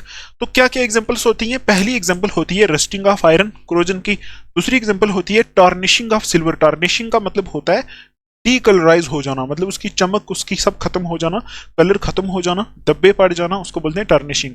सिल्वर का खराब हो जाना, और ग्रीन कोटिंग का डेवलप हो जाना कॉपर के ऊपर। देखो आपको मैं फोटो दिखाता हूं, देखो ये, देखो ये कॉपर की कोई ऑब्जेक्ट है, कॉपर का ऑब्जेक्ट है, ये जब क्रोड होता है तो ये ग्रीन हो जाता है, देखो कॉपर के ऊपर ग्रीन कोटिंग हो जाती है, देखो दिख रहा है आपको ग्रीन कोटिंग, जैसे जैसे इसको पानी में या हवा के अंदर ऐसे रखा हुआ होता है बाहर, तो आस्ता आस्ता इसकी चमक खत्म हो जाती है, इसके ऊपर ग्रीन कोटिंग आ जाती है, तो बोलते हैं ये क्रोड हो गया। अभी ये देखो, ये चम्मच है, ये सिल्वर के चम्मच है, तो सिल्वर ब्लैक कलर का हो जाता है, मतलब अपनी शाइन खत्म कर देता है, टार्निश हो जाता है। तो देखो ये सिल्वर बेचारा, आपको तो पता है चम्मच कितने चमकते होते हैं, जब बाहर फेंक देते हैं तो आस्ता आस्ता ऐसे ब्लैक कलर के चम्मच हो जाते हैं, तो ये भी क्रोजन की एग्जांपल है। सिल्वर ऐसे ब्लैक हो जाता है, इसको भी क्रोजन बोलते हैं। और ये जो एग्जांपल है आयरन, इसी को बोलते हैं रस्टिंग ऑफ आयरन, ठीक है। देखो आयरन के ऊपर जंग लग गया है यहाँ, ठीक है, तो आयरन का जो क्रोजन होता है उसको रस्टिंग बोलते हैं। तो ये यहाँ हम बोलेंगे ये आयरन के ऊपर रस्ट लगी है, जंग लगा हुआ है, ये भी किसकी एग्जांपल है? क्रोजन की एग्जांपल है। आई होप आपको इतना समझ में आया होगा, ठीक है। अभी आप एक पॉइंट लिख लो जो स्पेशल मैं आपको बोलना चाहता हूं कि corrosion of iron is called rusting. Rusting क्या होता है? क्रोजन ऑफ आयरन, जब आयरन को जब जंग लग जाता है उसको बोलते हैं रस्टिंग, ठीक है। आयरन को जब जंग लग जाता है उसको रस्टिंग बोलते हैं। और एक और एग्जांपल लिख लो, जो रस्ट होती है, रस्ट वो क्या होती है? Rust is hydrated ferric oxide, hydrated ferric oxide, ferric oxide, hydrated ferric oxide होता है रस्ट। हाइड्रेटेड का मतलब होता है वाटर वाला, और फेरिक ऑक्साइड होता है ये Fe2O3, ferric oxide into XH2O। ये जो कंपाउंड बन जाता है इसको बोलते हैं हाइड्रेटेड, ये हाइड्रेटेड है और ये फेरिक ऑक्साइड है, इसी को ये होता है, इसी को बोलते हैं रस्ट। और ये क्या एक्चुअल में? ये हाइड्रेटेड फेरिक ऑक्साइड है, फेरिक ऑक्साइड ये होती है रस्ट। एक्चुअल में रस्ट जो कंपाउंड होता है वो ये होता है। देखो हमारे सिलेबस में क्या चीज है, हमारे सिलेबस में रस्टिंग का मैकेनिज्म है। यहां जो लिखा है ना रस्टिंग ऑफ आयरन जो होता है, या फिर हम बोलते हैं जिसको corrosion of iron is called rusting. तो हमें अभी देखना है, ये कुछ इंफॉर्मेशन थी, देखो कुछ इन्फॉर्मेशन थी। कोरोजन होता क्या है कि मेटल्स के ऊपर जब जंग लग जाता है, मेटल खाए जाने स्टार्ट हो जाते हैं, ठीक है। और फिर क्या होता है? एटमोस्फेरिक गैसेस उसके ऊपर अटैक करती है, मेटल खाए जाने स्टार्ट हो जाते हैं, खत्म होने स्टार्ट हो जाते हैं, अपने ऑक्साइड कार्बोनेट सल्फाइड में कन्वर्ट हो जाते हैं। इस प्रोसेस को कोरोजन बोलते हैं। तो 3 एग्जांपल बताइए आपको। सिल्वर टार्निश हो जाता है, ठीक है, ग्रीन कोटिंग हो जाती है कॉपर के ऊपर, और आयरन के ऊपर जंग लग जाता है। ये होती है कोरोजन की एग्जांपल। और कोरोजन ऑफ आयरन जो होता है उसको रस्टिंग बोलते हैं। तो अभी हमें ये भी पता चल गया रस्ट कौन सा कंपाउंड होता है, ये Fe2O3 XH2O, hydrated ferric oxide.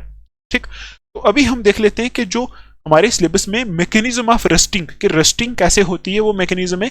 ये चीज तो आपने पहले भी पढ़ी है, रस्टिंग का जो मैकेनिज्म है वो आपको पढ़ना है। ठीक, उसके बाद जो होगा वो आपने पहले से ही पढ़ा हुआ है।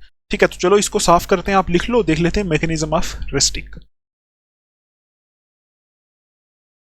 अभी देखते हैं मैकेनिज्म ऑफ रस्टिंग, कि रस्टिंग कैसे होती है। तो यहां जो मैकेनिज्म होता है रस्टिंग का वो एक्सप्लेन किया जाता है इलेक्ट्रोकेमिकल थ्योरी के बेसिस पे। यहां लिख लो किस बेस पे एक्सप्लेन किया जाता है, इलेक्ट्रोकेमिकल थ्योरी। इसका मतलब क्या हो गया, इलेक्ट्रोकेमिकल वर्ड निकला है इलेक्ट्रोकेमिस्ट्री से, मतलब इलेक्ट्रोकेमिस्ट्री यहां अप्लाई होती है। ठीक है, इलेक्ट्रोकेमिकल थ्योरी का यूज हम करेंगे। तो इलेक्ट्रोकेमिकल थ्योरी का जहां यूज होता है, इसका मतलब वहां हम क्या बना लेते हैं, एनोड कैथोड बना लेते हैं सीधा। मतलब इलेक्ट्रोकेमिस्ट्री का यूज करके हम मैकेनिज्म समझेंगे। ठीक, तो 3 पॉइंट्स में हम मैकेनिज्म को समझेंगे। आप लिख लो ये जो मैकेनिज्म है क्या है, बेस्ड ऑन आगे लिख लो, ये based on electrochemical theory. Electrochemical theory के बेस पे ये मैकेनिज्म है। ठीक, तो पहला पॉइंट आप लिखो मैकेनिज्म में, 3 पॉइंट में मैकेनिज्म कवर हो जाएगा। आयरन इन कंटैक्ट विद, देखो आयरन इन कंटैक्ट विद, ठीक है, iron in contact with dissolved carbon dioxide and oxygen, dissolved carbon dioxide and oxygen, आगे लिखो अंडरगोज ऑक्सीडेशन। ठीक, देखो यहां हम आयरन का एक पीस बना लेते हैं पहले। ये हमने बना लिया एक आयरन का बड़ा सा पीस। ठीक है, ऐसे कर लो इसको, और यहां से कुछ ऐसा कर लो, ऐसा ही होता है क्या, आयरन है, आयरन की देखो ना, कोरोजन ऑफ आयरन को ही बोलते हैं रस्टिंग। तो हम क्या पढ़ रहे हैं, हम पढ़ रहे हैं मैकेनिज्म ऑफ रस्टिंग। रस्टिंग कैसे होती है, तभी हमने आयरन का पीस बनाया। ये आयरन की सरफेस है। ठीक, तो आपको पता है जैसे ही ये मेटल, हम कोरोजन देखते हैं जहां मेटल बाहर पड़ा होता है, तो यहां क्या होता है, एटमोस्फेयर। और एटमोस्फेयर में क्या होता है, गैसेस, कौन सी, कार्बन डाइऑक्साइड, ऑक्सीजन, हाइड्रोजन, ये गैसेस होती हैं। ठीक है, मेनली ये गैसेस होती हैं, कार्बन डाइऑक्साइड भी होता है, ऑक्सीजन भी होता है, हाइड्रोजन भी होता है। तो देखो पहला पॉइंट मैंने लिखा है कि iron in contact with dissolved carbon dioxide and oxygen undergoes oxidation. पहले स्टेप में क्या होता है, यहां जो ये आयरन है, आयरन का सिंबल होता है Fe, ये जब कंटैक्ट में आता है इन गैसेस के, carbon dioxide and oxygen gases के कंटैक्ट में आता है, तो आपको पता है आयरन एक मेटल है। ठीक है, और वो रिएक्ट भी करता है, मेटल रिएक्ट भी करते हैं, ऑक्सीजन मतलब मेटल जो होते हैं इलेक्ट्रॉन लॉस करना चाहते हैं, रिएक्ट करना चाहते हैं। तो आयरन जब ऑक्सीजन के कंपैरिजन नहीं, ऑक्सीजन के कांटेक्ट में आएगा, तो क्या वहां ऑक्सीडेशन नहीं होगी, हो सकती है ऑक्सीडेशन, क्योंकि कोई भी चीज जब ऑक्सीजन के कांटेक्ट में आती है तो उसकी ऑक्सीडेशन होने के चांस होते हैं। ठीक है, तो आयरन जब ऑक्सीजन या फिर ऑक्सीजन और कार्बन डाइऑक्साइड देखो दोनों से मिलकर ऑक्सीडाइज हो सकता है, क्योंकि कार्बन डाइऑक्साइड में भी तो ऑक्सीजन ही है ना, CO2, O2 कार्बन डाइऑक्साइड में भी तो यहाँ प्लस यहाँ, तभी मैंने लिखा है दोनों, कार्बन डाइऑक्साइड प्लस ऑक्सीजन दोनों के कंटेक्ट में जब आयरन आता है तो वो क्या हो जाता है, ऑक्सीडाइज। पहला पॉइंट यही है, iron in contact with dissolved carbon dioxide and oxygen undergoes oxidation. Iron में पहले स्टेप में क्या हो जाती है, ऑक्सीडेशन, किसकी प्रेजेंस में, कार्बन डाइऑक्साइड और ऑक्सीजन की प्रेजेंस में आयरन में हो जाती है ऑक्सीडेशन। और क्या होता है उस ऑक्सीडेशन में, Fe जो होता है वो Fe2 प्लस में कन्वर्ट हो जाता है, प्लस 2 इलेक्ट्रॉन निकल जाते हैं। ये होता है पहला स्टेप। और ये आपको पता है ये जो रिएक्शन है ये एनोड रिएक्शन है, एनोड रिएक्शन है, या फिर इसको आप एनोडिक हाफ सेल या फिर एनोड हाफ सेल भी बोल सकते हो। ये एनोड पे होगा क्योंकि देखो ऑक्सीडेशन जहां होती है उस वाली चीज को, उस वाले जगह को एनोड बोलते हैं। तो देखो यहां आपने अगर इलेक्ट्रोकेमिकल सीरीज पढ़ा है तो वहां आयरन की इस रिएक्शन के लिए आगे रिडक्शन पोटेंशियल वैल्यू भी दी होती है। ठीक है, रिडक्शन पोटेंशियल वैल्यू भी दी होती है, तो यहां वो वैल्यू दी है, यहां वो वैल्यू दी होती है E not reduction, reduction potential की वैल्यू भी दी होती है यहां, कि यहां कुछ ना कुछ इलेक्ट्रोड पोटेंशियल भी क्रिएट होता है, आपको पता है 0.44 माइनस 0.44 वोल्ट, यहां इतनी रिडक्शन पोटेंशियल वैल्यू होती है इस एनोड रिएक्शन की। ठीक, आई समझ आपको? दूसरा स्टेप देखो, दूसरा स्टेप देखो अभी। अच्छा एक काम और करो अभी, देखो मैं आपको पहले ओवरव्यू समझाने की कोशिश करता हूं। यहां होता क्या है, एक जगह एनोडिक रिएक्शन होती है, एक जगह कैथोडिक रिएक्शन होती है।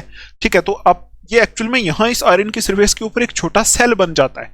तो वो सेल जब बनता है तो एनोड और कैथोड से क्या होता है, कुछ यहां से यहां चीज ट्रांसफर होती है, तो आस्ता आस्ता आस्ता आस्ता आयरन खत्म होता जाता है। देखो कैसे होता है, तो देखो ये आपको आई ना समझ लाइन। ठीक है, आयरन क्या करता है, आयरन में ऑक्सीडेशन हो जाती है इसकी प्रेजेंस में, इन दोनों की प्रेजेंस में, क्योंकि ये दोनों हवा में तो होते ही हैं। जब ये आयरन की कांटेक्ट में आते हैं तो क्या हो जाती है, ऑक्सीडेशन हो जाती है, 2 इलेक्ट्रॉन लॉस करता है। अब देखो यहां लिखो इलेक्ट्रॉन्स रिलीज्ड, ठीक है, at anodic spot, anodic spot पे जो इलेक्ट्रॉन रिलीज हुए वो कहां जाते हैं, देखो रुक जाओ एक मिनट, देखो यहां मैंने लिखा है electrons released at anodic spot move through the metal, move through the metal.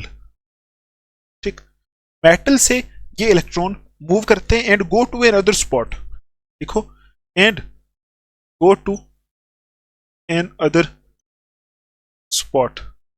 ठीक है, दूसरी जगह पे जाते हैं, आगे लिख लो स्पॉट ऑन द मेटल। ठीक है, another spot on the metal and reduce oxygen in the presence of H plus, and reduce oxygen in the presence of H plus। ये आप लाइन ऐड करो। देखो देखो आपको समझाने की पूरी कोशिश कर रहा हूं मैं। सपोज सपोज यहां इस सरफेस के ऊपर यहां ये जो है ना, ये आयरन है ना सारा, तो इस जगह पे सपोज क्या हुआ, ऑक्सीजन और कार्बन डाइऑक्साइड की प्रेजेंस में अपने आयरन ने क्या किया, चेंज हो गया Fe2+ में, और ठीक है Fe2+ में, और 2 इलेक्ट्रॉन यहां से निकले। ठीक है, और ये 2 इलेक्ट्रॉन यहां से क्या करते हैं, मूव करते रहते हैं, मूव करते हैं, जाते हैं किसी दूसरी स्पॉट पे। सपोज यहां इस जगह चले आए 2 इलेक्ट्रॉन, 2 इलेक्ट्रॉन अब यहां आ गए, यहां से मूव करके यहां। ठीक है, देखो जब 2 इलेक्ट्रॉन यहां से मूव करके यहां आए, आयरन ने 2 इलेक्ट्रॉन दिए, तो इस स्पॉट पे क्या हो गई, आयरन की ऑक्सीडेशन हो गई, ऑक्सीडेशन हो गई यहां। ठीक है, आई होप आपको दिख रहा होगा, यहां यहां हो गई आयरन की ऑक्सीडेशन, और यहां से मेटल से इलेक्ट्रॉन मूव किए, क्योंकि आपको पता है मेटल से इलेक्ट्रॉन तो मूव करते ही हैं, तो यहां से जो 2 इलेक्ट्रॉन निकले वो यहां से मूव करके आ गए इस दूसरे स्पॉट के ऊपर। अब देखो वही मैंने लिखा है electrons released at anodic spot, मतलब एनोडिक स्पॉट वो स्पॉट जहां ऑक्सीडेशन हुई, वहां जो इलेक्ट्रॉन रिलीज हुए मूव थ्रू द मेटल, वो मेटल का यूज करके मूव होंगे and go to another spot, दूसरी जगह पे पहुंच गए। ठीक, और वहां जाके ये क्या करते हैं, and reduce oxygen in the presence of H+, ये यहां H+ की प्रेजेंस में ऑक्सीजन को रिड्यूस करते हैं। देखो ऑक्सीजन तो है ना यहां ऊपर, तो यहां ये इलेक्ट्रॉन जो यहां से निकले वो यहां दूसरे स्पॉट पे आए, यहां आके क्या करेंगे, ऑक्सीजन को रिड्यूस करेंगे इन प्रेजेंस ऑफ H+। ठीक है, वो आप अभी लिखोगे। देखो आई होप इतना आपको समझ में आया होगा। दूसरे स्पॉट पे आके क्या करेंगे, ऑक्सीजन को रिड्यूस करेंगे H+ से, H+ की प्रेजेंस में। तो अभी आप देखो यहां H+ कहां से आएगा, H+ कहां से आएगा, इस जगह देखो हवा में तो H+ होता नहीं। ठीक है, हवा में H+ होता नहीं, तो कहां से आएगा, देखो यहां लिखो H+ इज बिलीव्ड, बिलीव्ड का स्पेलिंग गलत है, BELI होता है। ठीक है, believed, H+ is believed to be available, to be available from H2CO3, H2CO3, ठीक है, H2CO3 formed, H2CO3 formed due to dissolution of carbon dioxide formed, लिखो due to, आगे लिखो dissolution of carbon dioxide, ठीक है, from air into water, ठीक, ठीक है। देखो आपको आई होप इतना समझ में आया होगा। यहां से क्या होगा, ऑक्सीडेशन होगी, इलेक्ट्रॉन निकलेंगे, दूसरी जगह पे आएंगे आयरन के सरफेस के ऊपर, वहां वो किसको रिड्यूस करेंगे, ऑक्सीजन को रिड्यूस करेंगे H प्लस की प्रेजेंस में। तो अभी हम देख रहे हैं यहां H प्लस आएगा कहां से, तो यहां मैंने वही लिखा है कि H plus is believed to be available from H2CO3। H plus का ये बिलीव किया जाता है कि H2CO3 कंपाउंड से जो है H प्लस यहां इस जगह रिलीज होता है H प्लस, तभी इस H प्लस की प्रेजेंस में O2 को यहां ये दो इलेक्ट्रॉन रिड्यूस करते हैं, मतलब ऑक्सीजन दो इलेक्ट्रॉन को ले लेता है किसकी प्रेजेंस में, H प्लस की प्रेजेंस में। अभी देखो H प्लस कहां से आएगा, H2CO3 से। H2CO3 जो होता है इसको बोलते हैं कार्बोनिक एसिड, ये कार्बोनिक एसिड होता है, कार्बोनिक एसिड।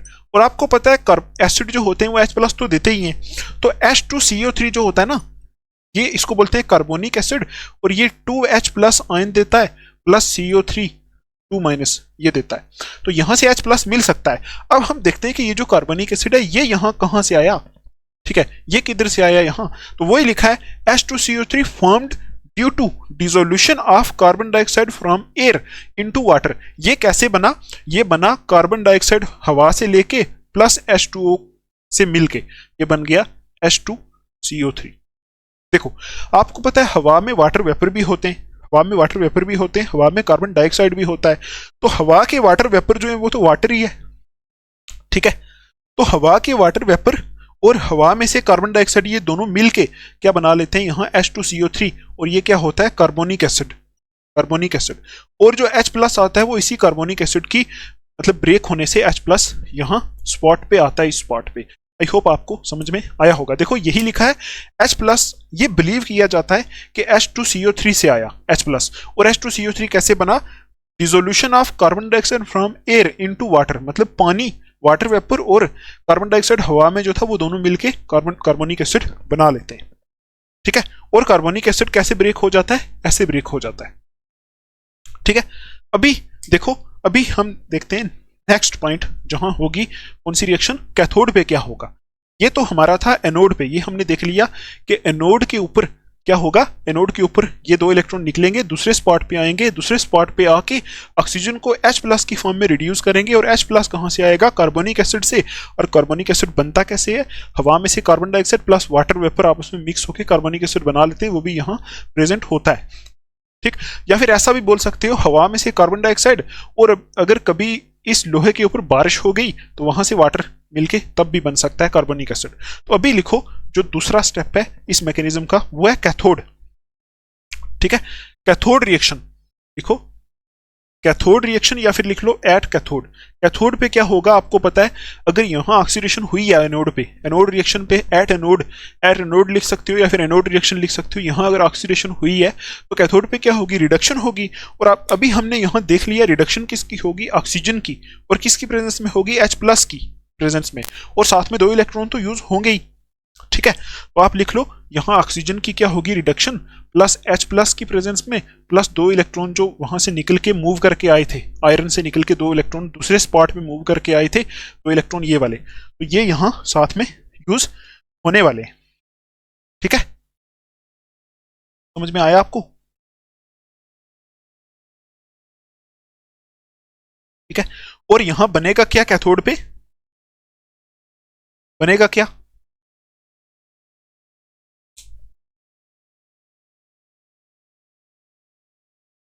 देखो 1 मिनट रुक जाओ आप, 1 मिनट।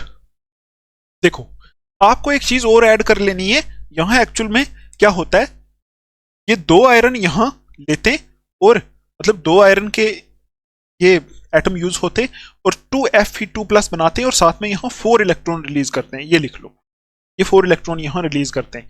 ये चीज हमारी मिस हो गई थी अभी। ठीक है, ये दो आयरन तो ये बनाते हैं, देखो एक आयरन तो दो इलेक्ट्रॉन प्रोड्यूस करता है, दो आयरन ये यहां ऐसा होता है, और यहां भी क्या होता है, फिर यहां भी क्या होता है, ये यहां भी हमारे 4 इलेक्ट्रॉन यूज होते हैं और यहां 4 H प्लस यूज होते हैं। ठीक, और ये H प्लस कहां से आते हैं, यहां से कार्बोनिक एसिड की ब्रेकेज से H प्लस यहां आते हैं, तो यहां 4 H प्लस और 4 इलेक्ट्रॉन यहां इस रिएक्शन में यूज होते हैं, और यहां से बन जाता है ये 2H2O लिक्विड, ये वाटर यहां बन जाता है। और आप देखो ये एक किस्म की कौन सी रिएक्शन है, ये तो रिडक्शन रिएक्शन है, कैथोड पे रिडक्शन ही होती है, इलेक्ट्रॉन गेन हो रहे हैं, तो इसके सामने देखो अगर रिडक्शन रिएक्शन हो रही है तो उसका कुछ ना कुछ रिडक्शन पोटेंशियल वैल्यू होगी, तो यहां जो रिडक्शन पोटेंशियल वैल्यू होती है वो होती है 1.23 वोल्ट, ई नॉट रिडक्शन होती है यहां 1.23 वोल्ट। ठीक, ठीक है, आपको पता है ना ये सेल के आगे हम रिडक्शन पोटेंशियल वैल्यू क्यों लिखते हैं, क्योंकि इलेक्ट्रोड पोटेंशियल आपने पढ़ा था, हर एक इलेक्ट्रोड की पोटेंशियल होती है, तो ये इलेक्ट्रोड ही बन गया, ये इलेक्ट्रोड ही बन गया। ठीक है, इस इलेक्ट्रोड पे ऑक्सीडेशन हो रही है, इस इलेक्ट्रोड पे रिडक्शन हो रही है, तो हर इलेक्ट्रोड की अपनी रिडक्शन पोटेंशियल वैल्यू होती है, तो वही हमने लिख दी। ठीक, कैथोड पे ये रिएक्शन होती है। अब देखो हम लिखते हैं ओवरऑल रिएक्शन। ओवरऑल रिएक्शन कैसे लिखेंगे, लेफ्ट साइड को लेफ्ट से प्लस कर दो, राइट साइड को राइट से प्लस कर दो, तो ये इसकी लेफ्ट साइड है, ये इसकी लेफ्ट साइड है। ठीक, ये इसकी राइट साइड है, ये इसकी राइट साइड है, तो क्या कुछ कैंसिल होगा, देखो 4 इलेक्ट्रॉन यहां है, 4 इलेक्ट्रॉन यहां है, ये कैंसिल हो जाएंगे। ठीक है, 4 इलेक्ट्रॉन कैंसिल, और क्या कैंसिल होगा, और तो कुछ नहीं कैंसिल होने वाला। ठीक, तो क्या करोगे, लिखो यहां से क्या बचेगा, 2Fe बचा, प्लस यहां से क्या बचा, प्लस ये O2 बचा, प्लस ये 4H प्लस बचे यहां से, और इधर से क्या बचेगा, 2Fe2 प्लस ये वाले बचे। ठीक है, और यहां से बचा प्लस 2H2O। ये हो गई हमारी कौन सी रिएक्शन, ओवरऑल रिएक्शन। कौन सी ओवरऑल रिएक्शन हो गई, जो हमने इलेक्ट्रोकेमिकल थ्योरी यूज की क्रोजन में, ये होगी ओवरऑल रिएक्शन। तो इस ओवरऑल रिएक्शन के लिए आपको पता है जब एक एनोड से इलेक्ट्रॉन निकले और कैथोड की तरफ जाएं तो उस टाइम क्या होता है, एनोड से इलेक्ट्रॉन निकले कैथोड की तरफ जाएं तो उस टाइम एक सेल बन जाता है, वो सेल करंट भी प्रोड्यूस करता है। ठीक, तो आपको पता है जब उन दोनों को मिलाते हैं ना, एनोड और कैथोड को मिला के लिखते हैं तो वो सेल बन जाता है। तो ये ओवरऑल देखो, ये एनोड पे हो रहा है, ये कैथोड पे हो रहा है, ये तो ओवरऑल जो रिएक्शन है ये तो एक किस्म की सेल रिएक्शन है। तो अगर ये सेल रिएक्शन है मतलब एनोड और कैथोड मिल गए, एक छोटा सा सेल बन गया, तो इस सेल का कुछ ना कुछ पोटेंशियल होगा। तो वो पोटेंशियल यहां इस सेल का होता है E nought cell is equal to 1.67 volt, ये इतने वोल्ट यहां से प्रोड्यूस भी होता है। मतलब जब आयरन की रस्टिंग हो रही होती है, तो यहां से एक जगह से इलेक्ट्रॉन निकल के दूसरी जगह पे जाते हैं तो वहां एक छोटा सा सेल बन जाता है, वहां करंट भी प्रोड्यूस हो सकता है, छोटा सा सेल बन जाता है जिसकी ई नॉट सेल मतलब जिसकी वोल्टेज, सेल की वोल्टेज इतनी होती है 1.67 वोल्ट। तो जब वो प्रोसेसिंग हो रही होती है, जब ये मतलब क्रोजन हो रही होती है, उस टाइम उस आयरन के ऊपर ये रिएक्शन हो रही होती है। ये आयरन प्लस ऑक्सीजन के साथ मिलता है, प्लस 4 हाइड्रोजन के साथ मिलके इसमें कन्वर्ट होता जाता है 2Fe2 प्लस में प्लस 2H2O। तो ये ओवरऑल यहां से कुछ वोल्टेज भी प्रोड्यूस होती है, वहां से करंट भी लग सकता है। ठीक है, तो ये यहां छोटा सा एक सेल बन जाता है। ठीक, अभी देखो अभी क्या होता है, अभी लिखो आप थर्ड स्टेप, यहां लिख देते हैं थर्ड स्टेप इस जगह पे। ठीक है, थर्ड स्टेप में फाइनली बनेगी रस्ट। तो थर्ड स्टेप में क्या होता है, लिखो यहां से लिख दो 4Fe2 plus oxygen plus O2 plus 4H2O, ये जुड़ते हैं। ठीक है, और बनाते हैं यहां से 2Fe2O3 प्लस H2O, ये बनाते हैं। ठीक है, और ये जो नहीं गलत लिख दिया मैंने, H2O नहीं, यहां 8H प्लस बनाते हैं। ये रिएक्शन आपको याद रखनी पड़ेगी, 8H प्लस ये बनाते हैं। नेक्स्ट स्टेप में क्या होता है, यहां जो ये वाला 2Fe2 प्लस बनता है ना, ये वाले दो 2Fe2 प्लस मिलके बनाते हैं 4Fe2 प्लस। ये जो 4Fe2 प्लस हैं ये फिर से ऑक्सीजन के साथ रिएक्ट करते हैं और वाटर के साथ रिएक्ट करते हैं, क्योंकि ये तो वहां प्रेजेंट है ही। देखो ना, यहां से वाटर प्रेजेंट है, यहां तो ऑक्सीजन तो प्रेजेंट है ही, वाटर तो यहां से मिल रहा है। तो ये Fe2 प्लस जो यहां से मिला है, इसके चार जो आयन्स हैं वो फिर से ऑक्सीजन और वाटर के साथ रिएक्ट करते हैं, बनाते हैं Fe2O3, ये बनाते हैं प्लस 8H+ बनाते हैं, ठीक। और Fe2O3 जो बना यहाँ, Fe2O3 बना, ये फिर से रिएक्ट करता है H2O के साथ, और कितने H2O के साथ करता है, 4 5 6, किसी के साथ भी कर सकता है, यहाँ हम लिखते हैं XH2O, इसके साथ फिर से रिएक्ट करता है, यहाँ जो बना है, तो फिर बना लेता है वहां क्या, Fe2O3 इंटू XH2O, और ये जो लास्ट पे चीज बनती है यही होती है रस्ट, यही होती है रस्ट। और ये क्या एक्चुअल में, ये जो Fe2O3 होता है इसको बोलते हैं फेरिक ऑक्साइड, इसको बोलते हैं फेरिक ऑक्साइड। और ये कैसी फेरिक ऑक्साइड है, हाइड्रेटेड, इसके साथ वाटर लगा है तो बोलते हैं हाइड्रेटेड फेरिक ऑक्साइड, ठीक। तो ये जो हाइड्रेटेड फेरिक ऑक्साइड होता है ये होती है लास्ट पे रस्ट होती है, ठीक, इसी को बोलते हैं रस्ट। आई होप आपको ये समझ में आया होगा क्या होता है रस्टिंग में आयरन की क्रोजन में, जिसको रस्टिंग बोलते हैं, उसमें क्या होता है, एक स्पॉट पे, आयरन के एक स्पॉट पे एनोड बन जाता है, एक स्पॉट पे कैथोड बन जाता है, तो वहां एक सेल रिएक्शन होना स्टार्ट हो जाती है। सेल रिएक्शन होने के बाद यहां से जो 2Fe+ बनते हैं, वो 2Fe+ फिर से ऑक्सीजन और वाटर के साथ रिएक्ट करके Fe2O3 फेरिक ऑक्साइड बनाते हैं, फेरिक ऑक्साइड फिर से वाटर के साथ रिएक्ट करे यहाँ से रस्ट बनाता है, तो यहाँ एक छोटा सा सेल भी बन जाता है, जिस सेल की वोल्टेज होती है कितनी, 1.67 वोल्ट, ठीक। आई होप आपको इतना समझ में आया होगा। अगर आपने पीछे वाले पूरे लेक्चर्स देखें, इलेक्ट्रोड पोटेंशियल क्या होता है, हर एक इलेक्ट्रोड का एक पोटेंशियल होता है, आपको पता है, तो आपको फिर पता चल जाएगा कि ये रिडक्शन पोटेंशियल वैल्यू मैंने यहाँ क्यों लिखी है, ठीक। ये आपको भी पता होना चाहिए, और कार्बोनिक एसिड यहाँ कैसे बनता है ये भी पता होना चाहिए, ठीक है। मैकेनिज्म समझ में आ गया आपको। अभी देखते हैं एक चीज और है, वो लिख लो आप। वो चीज क्या है, लिख लो फैक्टर्स विच प्रोमोट क्रोजन। कौन कौन से फैक्टर हैं जो क्रोजन को प्रोमोट करते हैं, फैक्टर्स विच प्रोमोट क्रोजन, ठीक। कैसे फैक्टर हैं जो क्रोजन को प्रोमोट करते हैं, क्रोजन को इंक्रीज करते हैं।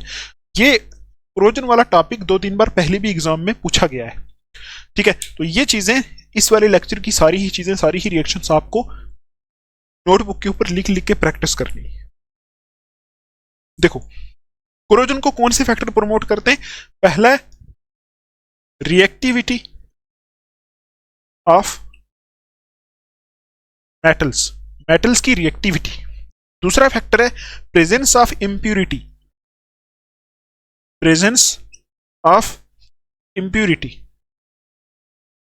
ठीक है। और तीसरा फैक्टर है presence of air and moisture, presence of air and moisture, ठीक। और फोर्थ फैक्टर है प्रेजेंस ऑफ इलेक्ट्रोलाइट,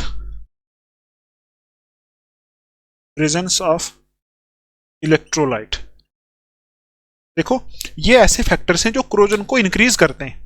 पहला रिएक्टिविटी ऑफ मेटल, अगर मेटल ज्यादा रिएक्टिव है तो जल्दी कोरोड होगा, जल्दी ऑक्सीजन के साथ रिएक्ट करेगा। दूसरा है प्रेजेंस ऑफ इम्प्यूरिटी, अगर मेटल में कोई इम्प्यूरिटी है तो फिर जल्दी कोरोजन होगी उसकी। तीसरा है presence of air and moisture, वहां मेटल के आसपास हवा और मॉइस्चर अगर प्रेजेंट है, मॉइस्चर पता ना आपको, नमी का मतलब होता है ऐसी हवा जिसमें पानी हो, वो वहां अगर प्रेजेंट है तो कोरोजन के चांसेस ज्यादा होंगे, ठीक। और प्रेजेंस ऑफ इलेक्ट्रोलाइट, अगर वहां कोई इलेक्ट्रोलाइट प्रेजेंट है, मतलब आपने लोहे के ऊपर कोई इलेक्ट्रोलाइट फेंक दिया है, कोई एसिड फेंक दिया या कुछ और फेंक दिया, तब भी कोरोजन के चांसेस ज्यादा होते हैं। तो ये हैं कुछ ऐसे फैक्टर जो कोरोजन को प्रमोट करते हैं, मतलब कोरोजन को बढ़ावा देते हैं, कोरोजन को इंक्रीज करते हैं। अभी इसको हम साफ करते हैं, तो लास्ट टॉपिक देख लेते हैं, ऐसे फैक्टर्स या फिर ऐसे मेथड्स जिनसे हम कोरोजन को प्रिवेंट कर सकते हैं। वही हमारा इस चैप्टर का लास्ट टॉपिक है और इस लेक्चर का भी लास्ट टॉपिक है, ठीक है। इसको लिख लो आप सही से, इसको साफ करते हैं फिर आगे चलते हैं। तो अभी हम देख रहे हैं topic prevention of corrosion, corrosion को कैसे प्रिवेंट किया जाए, ठीक है। तो उसके लिए कुछ मेथड्स हैं। पहला मेथड होता है, देखो पहला मेथड होता है बैरियर प्रोटेक्शन।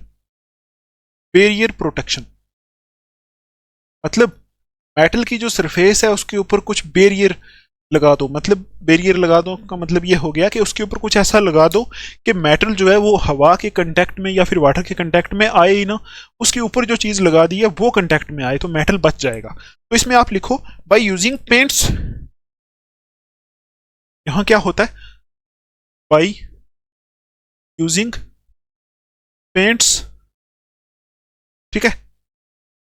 उसके बाद लिखो thin film of oil, thin film of oil and grease. ये पहला पॉइंट है। इसमें देखो बैरियर प्रोटेक्शन क्यों बोला है? बैरियर प्रोटेक्शन इसलिए बोला है कि ये अगर हम लगा देंगे मेटल की सरफेस के ऊपर, पेंट कर देंगे, कुछ ऑयल की कुछ फिल्म लगा देंगे, थोड़ा सा ऑयल की कोटिंग कर देंगे या फिर ग्रीस लगा देंगे, तो एक बैरियर बन जाएगा। मतलब मेटल की सरफेस जो है वो बाहर हवा के कांटेक्ट में नहीं आएगी, हवा में और मेटल मेटल के बीच में एक बैरियर आ जाएगा, मतलब एक लेयर आ जाएगी। जो लेयर होगी वही हवा के कांटेक्ट में आएगी, मेटल कोरोड होने से बच जाएगा। ये पहली होती है बैरियर प्रोटेक्शन, ठीक। दूसरा जो मेथड होता है वो लिखो, वो होता है सैक्रिफिशियल प्रोटेक्शन। लिखो sacrificial protection, sacrificial protection. Sacrificial का मतलब हो गया सैक्रिफाइस, मतलब हमें क्या करना पड़ेगा इस मेथड में, किसी और मेटल को जो आयरन से ज्यादा रिएक्टिव है उसको सैक्रिफाइस करना पड़ेगा। मतलब उस मेटल की लेयर चढ़ानी पड़ेगी हमें आयरन के ऊपर या फिर किसी मेटल के ऊपर जिसको हमें कोरोडिंग से बचाना है, ठीक है। तो हम क्या बोलते हैं, इसको बोलते हैं सैक्रिफिशियल प्रोटेक्शन, के इसमें हमें एक और मेटल को सैक्रिफाइस करना पड़ेगा। अपने जिस मेटल को हम बचाना चाहते हैं उसको उसको बचाने के लिए किसी दूसरे मेटल को हमें सैक्रिफाइस करना पड़ेगा, ठीक है। देखो इसमें क्या लिखोगे, इसमें लिखो आप, एक मिनट रुक जाओ, देखो इसमें आप लिखो covering, covering the surface of iron, covering the surface of iron with a layer of metal, with a layer of metal, ठीक है, with a layer of metal which is more reactive, which is more reactive, more reactive than iron, ठीक है, then iron prevents the iron from losing electrons, ठीक। ये हम बात कर रहे हैं, देखो हमने जब आयरन की मतलब रस्टिंग का मैकेनिज्म देखा था ना, उस टाइम हमने देखा था इलेक्ट्रॉन स्टार्टिंग में लॉस होते हैं। तो अगर वो आयरन के इलेक्ट्रॉन लॉस ना हो तो फिर तो रिडक्शन भी नहीं, मतलब वहां रिडक्शन भी नहीं होगी। मतलब अगर आयरन के इलेक्ट्रॉन लॉस ना हो तो ऑक्सीडेशन भी नहीं होगी, रिडक्शन भी नहीं होगी, इसका मतलब कोरोजन ही नहीं होगा। तो यहां हमने लिखा है सैक्रिफिशियल प्रोटेक्शन में हम क्या करते हैं, covering the surface of iron with a layer of metal which is more reactive than iron. Iron की सरफेस को एक ऐसे मेटल के साथ कवर कर लेते हैं जो आयरन से ज्यादा रिएक्टिव होता है, ठीक है। और वो मेटल क्या करता है, prevents the iron from losing electron, वो आयरन को प्रिवेंट करता है, आयरन के इलेक्ट्रॉन को लूज कराने से बचाता है। सपोज ये हमारे पास आयरन का पीस है, इसकी सरफेस के ऊपर हमने एक और मेटल लगा दिया, एक और मेटल की कोटिंग कर दी ऐसे सरफेस के ऊपर ऐसे, तो अभी आप देखो आयरन तो छुप गया ना। अभी जो कुछ होगा देखो यहां आयरन भी हो सकता है, कोई और भी मेटल हो सकता है, ठीक है। तो आयरन छुप गया, आयरन छुप गया, उसके ऊपर जो हमने मेटल लगाया ना, मेटल लगाया, ये हवा के साथ कुछ करेगा, रिएक्शन शिएक्शन करेगा, ये मेटल खत्म होगा, लेकिन अंदर से आयरन को कुछ नहीं होगा, ठीक। अब देखो ये मेटल हमें सैक्रिफाइस करना पड़ेगा, ये मेटल हमें लगाना पड़ेगा उसके ऊपर, इसीलिए ऐसी प्रोटेक्शन को बोलते हैं सैक्रिफिशियल प्रोटेक्शन, ठीक। तो ये इस मेटल में कुछ इफेक्ट पड़ेगा लेकिन अंदर आयरन जो है वो बच जाएगा, ठीक है। तो इसकी जो एक एग्जांपल होती है वो आपने 10th क्लास में भी पढ़ी है, उसका नाम होता है गैल्वेनाइजेशन। यहां आ जाती है, जैसे हम क्या करते हैं गैल्वेनाइजेशन करते हैं ना, यहां हम गैल्वेनाइजेशन में क्या कर लेते हैं, गैल्वेनाइजेशन में हम क्या करते हैं, जिंक की एक लेयर चढ़ा देते हैं, covering covering iron with zinc, ठीक है। इस प्रोसेस को बोलते हैं गैल्वेनाइजेशन। तो गैल्वेनाइजेशन करते हैं वो किसी में आता है सैक्रिफिशियल प्रोटेक्शन में। हम आयरन के ऊपर यहाँ जिंक की लेयर चढ़ा देते हैं तो जिंक आयरन से ज्यादा रिएक्टिव होता है, ठीक है, और जिंक के साथ जो होना है यहाँ होता रहता है। जिंक के साथ जिंक को कुछ गड़बड़ जो करानी हो जाती है, लेकिन अंदर जो आयरन होता है वो बच जाता है, ठीक।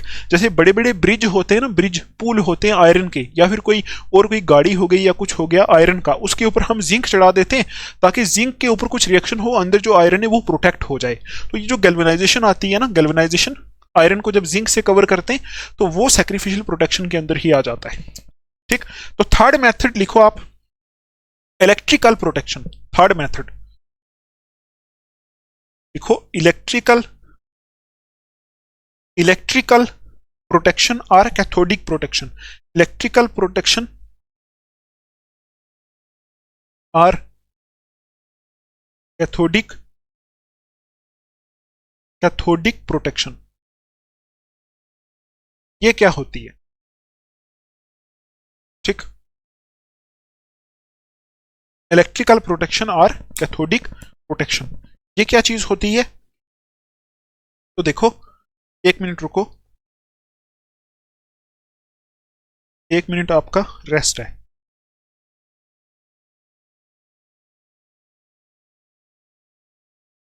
देखो, अभी हम देखते हैं कैथोडिक प्रोटेक्शन ये क्या होती है, या फिर इलेक्ट्रिकल प्रोटेक्शन ये क्या होती है। यहां लिखो, more electropositive metals, more electropositive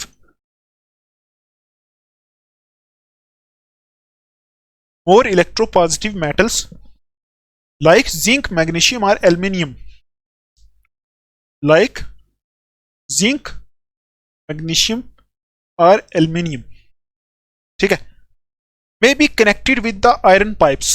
लिखो, may be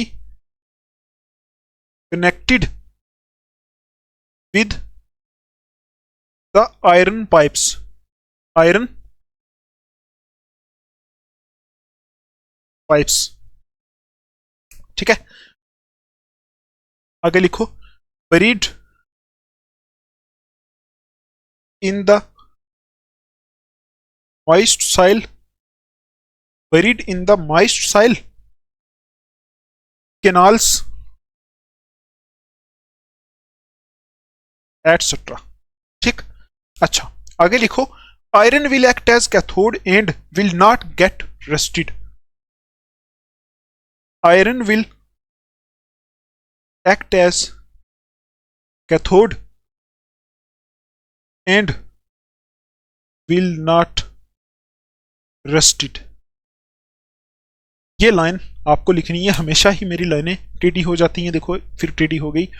देखो, यहां मैंने लिखा है थर्ड पॉइंट जो है वो है हमारा इलेक्ट्रिकल प्रोटेक्शन या फिर कैथोडिक प्रोटेक्शन। इसमें क्या होता है, देखो, आपको पता है कैथोड के ऊपर क्या होता है, कैथोड के ऊपर होती है रिडक्शन। रिडक्शन मतलब कैथोड के ऊपर क्या होता है, इलेक्ट्रॉन गेन होते हैं, इलेक्ट्रॉन गेन होते हैं। और ये जो प्रोसेस होती है ना, इलेक्ट्रिकल प्रोटेक्शन या फिर कैथोडिक प्रोटेक्शन, इसमें क्या किया जाता है, आयरन के साथ मोर इलेक्ट्रोपॉजिटिव एलिमेंट लगा दिए जाते हैं। मोर इलेक्ट्रोपॉजिटिव, इलेक्ट्रोपॉजिटिव का मतलब होता है इलेक्ट्रॉन लॉस करने वाले, मतलब ऐसे मेटल आयरन के साथ अटैच कर दिए जाते हैं जिनकी पावर आयरन के कंपैरिजन में इलेक्ट्रॉन लॉस करने की पावर ज्यादा होती है। सपोज अगर यहां मैंने आयरन के साथ कर दिया अटैच एल्यूमिनियम, तो यहां अब दो मेटल हैं, एक तो एल्यूमिनियम है, एक आयरन है, ठीक। तो आयरन के कंपैरिजन में एल्यूमिनियम ज्यादा इलेक्ट्रॉन लॉस करता है, ठीक है। तो जब हम क्या करेंगे, आयरन के साथ एल्यूमिनियम को या फिर किसी और एक्टिव मेटल या फिर रिएक्टिव मेटल को अटैच कर देंगे, तो ये जो मेटल होगा ये इलेक्ट्रॉन लॉस करेगा और ऑक्सीडेशन इस मेटल की होगी, ठीक। और जो आयरन होगा उसकी पावर इस टाइम इलेक्ट्रॉन गेन करने की हो जाएगी, ठीक है। आयरन की पावर क्या हो जाएगी, इलेक्ट्रॉन गेन करने की पावर हो जाएगी आयरन की। मतलब गेन तो करता नहीं है आयरन क्योंकि मेटल है, लेकिन आयरन किसका काम करना स्टार्ट कर देगा, कैथोड का। क्यों? क्योंकि हमने इसके साथ एक ऐसा पार्ट ऐड कर दिया है जो एनोड का काम कर रहा है। जैसे एल्यूमिनियम हमने आयरन के साथ ऐड कर दिया, तो एल्यूमिनियम क्या करेगा, एनोड का काम करना स्टार्ट कर देगा और आयरन कैथोड का काम करना स्टार्ट कर देगा। और आपको पता है अगर आयरन कैथोड का काम करेगा तो आयरन इलेक्ट्रॉन गेन करेगा। तो जब इलेक्ट्रॉन गेन करेगा तो गेन करने से तो कुछ होता ही नहीं, क्योंकि आयरन तो गेन कर ही नहीं पाता, आयरन मेटल है। गेन करेगा इसका मतलब कुछ भी नहीं होगा, आयरन आयरन ही रहेगा, ठीक। तो कोरोजन से बच जाएगा। आपको समझ में आया ये पॉइंट? एक बार फिर समझाता हूं। देखो हम क्या करते हैं, इलेक्ट्रिकल प्रोटेक्शन या फिर कैथोडिक प्रोटेक्शन में हम क्या करते हैं, आयरन के साथ एक ज्यादा इलेक्ट्रोपॉजिटिव मेटल लगा देते हैं। तो वो जो ज्यादा इलेक्ट्रोपॉजिटिव मेटल होता है ना, वो आयरन के कंपैरिजन में ज्यादा इलेक्ट्रॉन को लॉस करता है, वो एनोड का काम करना स्टार्ट कर देता है। देखो जब हमने रस्टिंग का मैकेनिज्म पढ़ा था, आयरन वहां एनोड का काम करता था ना, आयरन इलेक्ट्रॉन लॉस करता था, तभी तो वहां क्रोजन होती थी। लेकिन अगर हम क्या करें, आयरन के साथ एक और एक्टिव मेटल लगा दें जैसे एल्युमिनियम, तो आयरन के कंपैरिजन में फिर ये वाला एनोड का काम करेगा, ये इलेक्ट्रॉन लॉस करना स्टार्ट करेगा एल्युमिनियम, फिर आयरन इलेक्ट्रॉन लॉस नहीं करेगा, एल्युमिनियम लॉस करेगा। एल्युमिनियम एनोड का काम करना स्टार्ट कर देगा और आयरन कैथोड का काम करना स्टार्ट कर देगा। और आपको पता है जब आयरन कैथोड का काम करना स्टार्ट कर देगा तो आयरन क्या करेगा, इलेक्ट्रॉन गेन करेगा, लॉस नहीं कर पाएगा, क्योंकि आयरन के साथ लॉस करने वाला दूसरा जुड़ गया, दूसरा एलिमेंट जुड़ गया, ठीक। तो आयरन किसका काम करेगा, कैथोड का, ठीक है।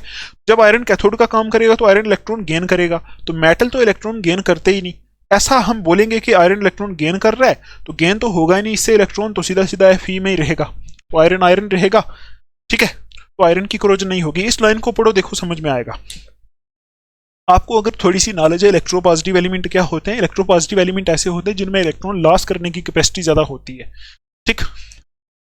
पॉजिटिव चार्ज लेके आने की कैपेसिटी ज्यादा होती है जिनमें, ठीक है। और पॉजिटिव चार्ज लेके आने की कैपेसिटी उन्हीं में होती है जो इलेक्ट्रॉन लॉस करना चाहते हैं। तो यहां देखो कैथोडिक प्रोटेक्शन या फिर इलेक्ट्रिकल प्रोटेक्शन में कैसे आयरन को प्रोटेक्ट करते हैं, तो मोर इलेक्ट्रोपॉजिटिव मेटल्स, ज्यादा इलेक्ट्रोपॉजिटिव मेटल्स जैसे zinc, magnesium, aluminium may be connected with iron, iron के साथ मोर इलेक्ट्रोपॉजिटिव एलिमेंट जैसे जिंक, मैग्नीशियम, एल्यूमिनियम को कनेक्ट किया जाता है। और ये कहां कनेक्ट किया जाता है, जो पाइप्स होती हैं buried in the moist soil, मतलब जो नमी वाली पानी वाली जमीन के अंदर जो पाइप्स आयरन की दबी होती हैं उनके साथ ये काम किया जाता है। या फिर वो पाइप जहां कैनाल में, नाली में दबी होती है आयरन की, तो उसके साथ ये जिंक, मैग्नीशियम या फिर एल्यूमिनियम को लगा दिया जाता है। Iron will act as cathode, अभी आयरन किसका काम करेगा, कैथोड का, and will not rusted, iron rust नहीं होगा। क्यों, आपको मैंने बता दिया, जब दूसरे एक्टिव मेटल को आयरन के साथ लगा दिया जाता है तो दूसरा एक्टिव मेटल एनोड का काम करता है, मतलब इलेक्ट्रॉन लॉस का काम दूसरा एक्टिव मेटल कर लेता है जैसे जिंक, एल्यूमिनियम, मैग्नीशियम। तो आयरन कैथोड का काम करता है, और कैथोड में क्या होता है, कैथोड पर क्या होता है, गेन ऑफ इलेक्ट्रॉन, और गेन ऑफ इलेक्ट्रॉन आयरन कर नहीं पाता तो आयरन आयरन में ही रहता है। तो ऐसे आयरन की रस्टिंग को प्रोटेक्ट किया जा सकता है। और फोर्थ जो पॉइंट है और लास्ट पॉइंट है इस लेक्चर का और इस चैप्टर का और इस टॉपिक का, वो है using anti rust solutions, using anti rust solutions. हम कोरोजन को ऐसे भी प्रोटेक्ट कर सकते हैं, मोस्टली हम यहां आयरन की ही बात कर रहे हैं, ठीक है। एंटी रस्ट सॉल्यूशंस जो रस्ट से प्रिवेंट करते हैं, ऐसे सॉल्यूशन हम यूज करते हैं। तो देखो ये एंटी रस्ट सॉल्यूशन होते कैसे, कौन से होते हैं, तो ये होते हैं, लिखो these are alkaline phosphate and alkaline chromate. लिखो दीज आर एल्कलाइन फास्फेट, ठीक है, एंड एल्कलाइन क्रोमेट। ये दो सॉल्यूशंस होते हैं जिनको बोलते हैं एंटी रस्ट सॉल्यूशंस। ये रस्ट से प्रिवेंट करने वाले होते हैं। एक होता है एल्कलाइन फास्फेट और एल्कलाइन क्रोमेट। एल्कलाइन का मतलब होता है बेसिक, ठीक। तो ये काम कैसे करते हैं, तो लिखो the alkaline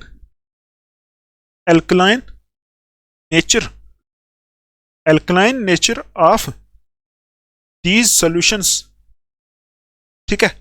alkaline nature of these solutions prevents availability of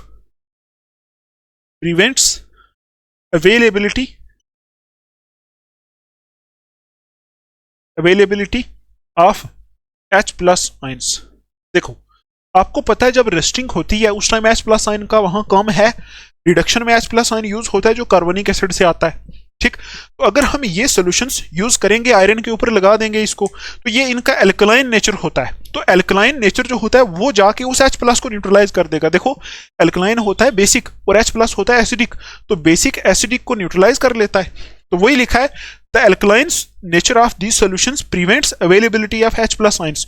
जो वहां H+ आयन आयरन की सरफेस के ऊपर होते हैं उनकी अवेलेबिलिटी को ये प्रिवेंट करता है, मतलब उनको वहां से खत्म कर देता है। तो आप ये सोचो अगर H प्लस आयन खत्म होंगे तो वहां रिडक्शन ही नहीं होगी, ठीक है।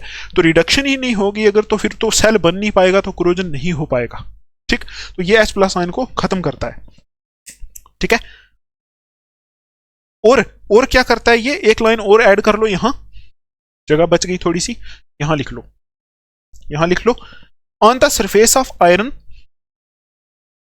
On the surface of iron, iron की सरफेस के ऊपर a protective insoluble thin film, लिखो a protective insoluble thin film of protective insoluble thin film of iron phosphate is formed, iron phosphate is formed, ठीक।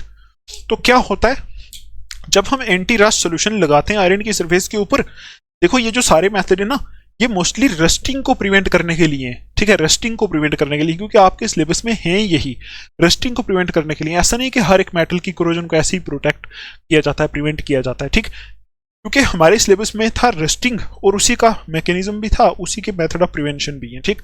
आपको exam में ऐसा भी आ सकता है, discuss the method of prevention of corrosion, या फिर discuss the methods of prevention of rusting, ये दोनों आ सकते हैं, दोनों में आप यही लिख सकते हो, कोई प्रॉब्लम नहीं है। देखो on the surface of iron, iron की सरफेस के ऊपर जब हम ये एंटी रस्ट सोल्यूशन लगाते हैं तो क्या होता है, अ protective insoluble thin film of iron phosphate is formed, एक प्रोटेक्टिव इनसॉल्युबल का मतलब होता है जो सॉल्युबल ना हो सके, चाहे उसके ऊपर पानी पड़े, जो मर्जी पड़े, सॉल्युबल ना हो सके। जैसे ही एंटी रस्ट सोल्यूशन लगाते हैं तो एक प्रोटेक्ट करने वाली इनसॉल्युबल थिन पतली फिल्म चढ़ जाती है। किसकी फिल्म होती है, आयरन फॉस्फेट की, मूवी नहीं, मूवी वाली फिल्म नहीं, ये एक ऐसी कवरिंग होती है, उसको फिल्म बोलते हैं, ठीक है, पतली कवरिंग फिल्म का मतलब है कवरिंग। तो आयरन फॉस्फेट की एक प्रोटेक्टिव कवरिंग चढ़ जाती है आयरन के ऊपर, ठीक है, एंटी रस्ट सोल्यूशन लगाने से। देखो दो काम यहां होते हैं, एक तो H प्लस बचाते हैं, मतलब H प्लस को खत्म कर देता है ये एंटी रस्ट सोल्यूशन, दूसरा आयरन के ऊपर एक पतली सी कोटिंग बना लेता है, किसकी कोटिंग, आयरन फॉस्फेट की। तो ऐसे क्या होता है, कोरोजन रुक जाती है आयरन की, ठीक है, क्योंकि उसके ऊपर एक प्रोटेक्टिव कवरिंग बन जाती है। प्रोटेक्टिव कवरिंग का मतलब है आयरन को वो बचा लेगी, ठीक। और ये जो एंटी रस्ट सॉल्यूशंस होते हैं ये कहां यूज किए जाते हैं, लास्ट पॉइंट लिख लो आप, उसके इसके नीचे लिखना, लिखो these are used in car radiators to prevent rusting, these are used in car radiators to prevent rusting. Car के रेडिएटर में ये यूज किया जाता है ताकि वहां रस्टिंग ना हो। देखो कार का रेडिएटर आपने देखा होगा, एक ऐसा पार्ट होता है जिसके बीच में कूलेंट पड़ता है ना जहां कार में, ठीक है, तो वहां उसी को बोलते हैं रेडिएटर, जहां कूलेंट पड़ता है, ठीक। तो उस कार रेडिएटर में वो कूलेंट होता है तो वहां कोरोजन हो सकती है, क्योंकि कूलेंट में थोड़ा सा पानी भी डालते हैं, आपको पता है कूलेंट जब कार में डालते हैं तो वहां थोड़ा सा पानी भी मिक्स करते हैं, तो अंदर अगर आयरन ही होगा तो आयरन वाटर मॉलिक्यूल के साथ रिएक्ट करके वहां कोरोजन हो सकती है। तो इसलिए उसके ऊपर एंटी रस्ट सॉल्यूशन लगाए होते हैं, कौन से, alkaline phosphate and alkaline chromate, और जो वहां आयरन फॉस्फेट की एक पतली सी फिल्म बना लेते हैं जो वहां कोरोजन को रोकती है, ठीक। तो ये थे हमारे प्रोटेक्शन ऑफ कोरोजन। पहला था बैरियर प्रोटेक्शन, जैसे हम ऑयल करें तो पेंट करें, ग्रीस लगाएं। दूसरा है सैक्रिफिशियल प्रोटेक्शन, सैक्रिफाइस कर दें किसी दूसरे मेटल को आयरन को बचाने के लिए। तीसरा है इलेक्ट्रिकल प्रोटेक्शन, आयरन को कैथोड बना दो। वैसे तो आयरन स्टार्टिंग में एनोड होता है, इलेक्ट्रॉन लॉस करता है तभी कोरोजन होती है, लेकिन आयरन को कैथोड बना दो, इलेक्ट्रॉन गेन करने वाला बना दो, उसके साथ कोई और मेटल कनेक्ट कर लो, ठीक है, जो इलेक्ट्रॉन लॉस करने वाला हो। तो यहां हम कर सकते हैं, और एंटी रस्ट सोल्यूशन यूज करके हम क्या कर सकते हैं, रस्टिंग को प्रिवेंट कर सकते हैं, ठीक है। तो यहां तक था हमारा ये लेक्चर और ये इलेक्ट्रोकेमिस्ट्री और सारा पंगा यहां तक ही था। अभी देखते हैं इस लेक्चर से कैसे क्वेश्चंस आपको एग्जाम में देखने को मिल सकते हैं। तो उसके लिए मुझे ये थोड़ा सा पहले सॉल्व करना पड़ेगा, ठीक है, तो कर लेते। तो ऐसे क्वेश्चंस आपको देखने को मिल सकते हैं। देखो ये सब आपको मैंने दिखाई डायग्राम में, ये क्वेश्चंस हैं। देखो write a short note on dry cell, कल वाले लेक्चर में देखा था ड्राई सेल, कर सकते हो आप। Write a short note on mercury cell, ये भी कर सकते हो। What are primary and secondary cells, ये भी कर सकते हो। Discuss lead storage battery and give required reactions, ये भी कर सकते हो। लेड स्टोरेज बैटरी में क्या रिएक्शंस होती है। What is a fuel cell, fuel cell क्या होता है पता है आपको। Discuss hydrogen oxygen fuel cell, ये बहुत इंपॉर्टेंट है, हो सकता है यही एग्जाम में पूछा जाए। व्हाट इज कोरोजन, ये भी आपको पता है। डिस्कस इट्स मैकेनिज्म, क्या लिखा है, discuss the mechanism of rusting, rusting का मैकेनिज्म दिखाना है आपको, वो आपको बताया। Give the methods of prevention of corrosion, ये भी आपको मैंने बता दिया। ठीक है, तो यहां तक ही रहेगा हमारा ये लेक्चर। अभी हम देखेंगे नेक्स्ट एक वीडियो आएगी छोटी सी, उसमें हम देखेंगे प्रीवियस ईयर जेके बोस क्वेश्चंस। उसके बाद हम स्टार्ट करेंगे अपना next chapter D block and F block elements. ठीक है, तो 8 चैप्टर यहाँ कवर हो गए, तो अभी 9 और 10 चैप्टर डी ब्लॉक और कोऑर्डिनेशन बचा है। तो आपने अगर यहाँ तक ये वीडियो देखी है तो आपका बड़ा ही धन्यवाद, शुक्रिया। ठीक है, फिर हम मिलेंगे नेक्स्ट वीडियो में, तब तक के लिए आप अपना ध्यान रखो। Take care, thanks for watching.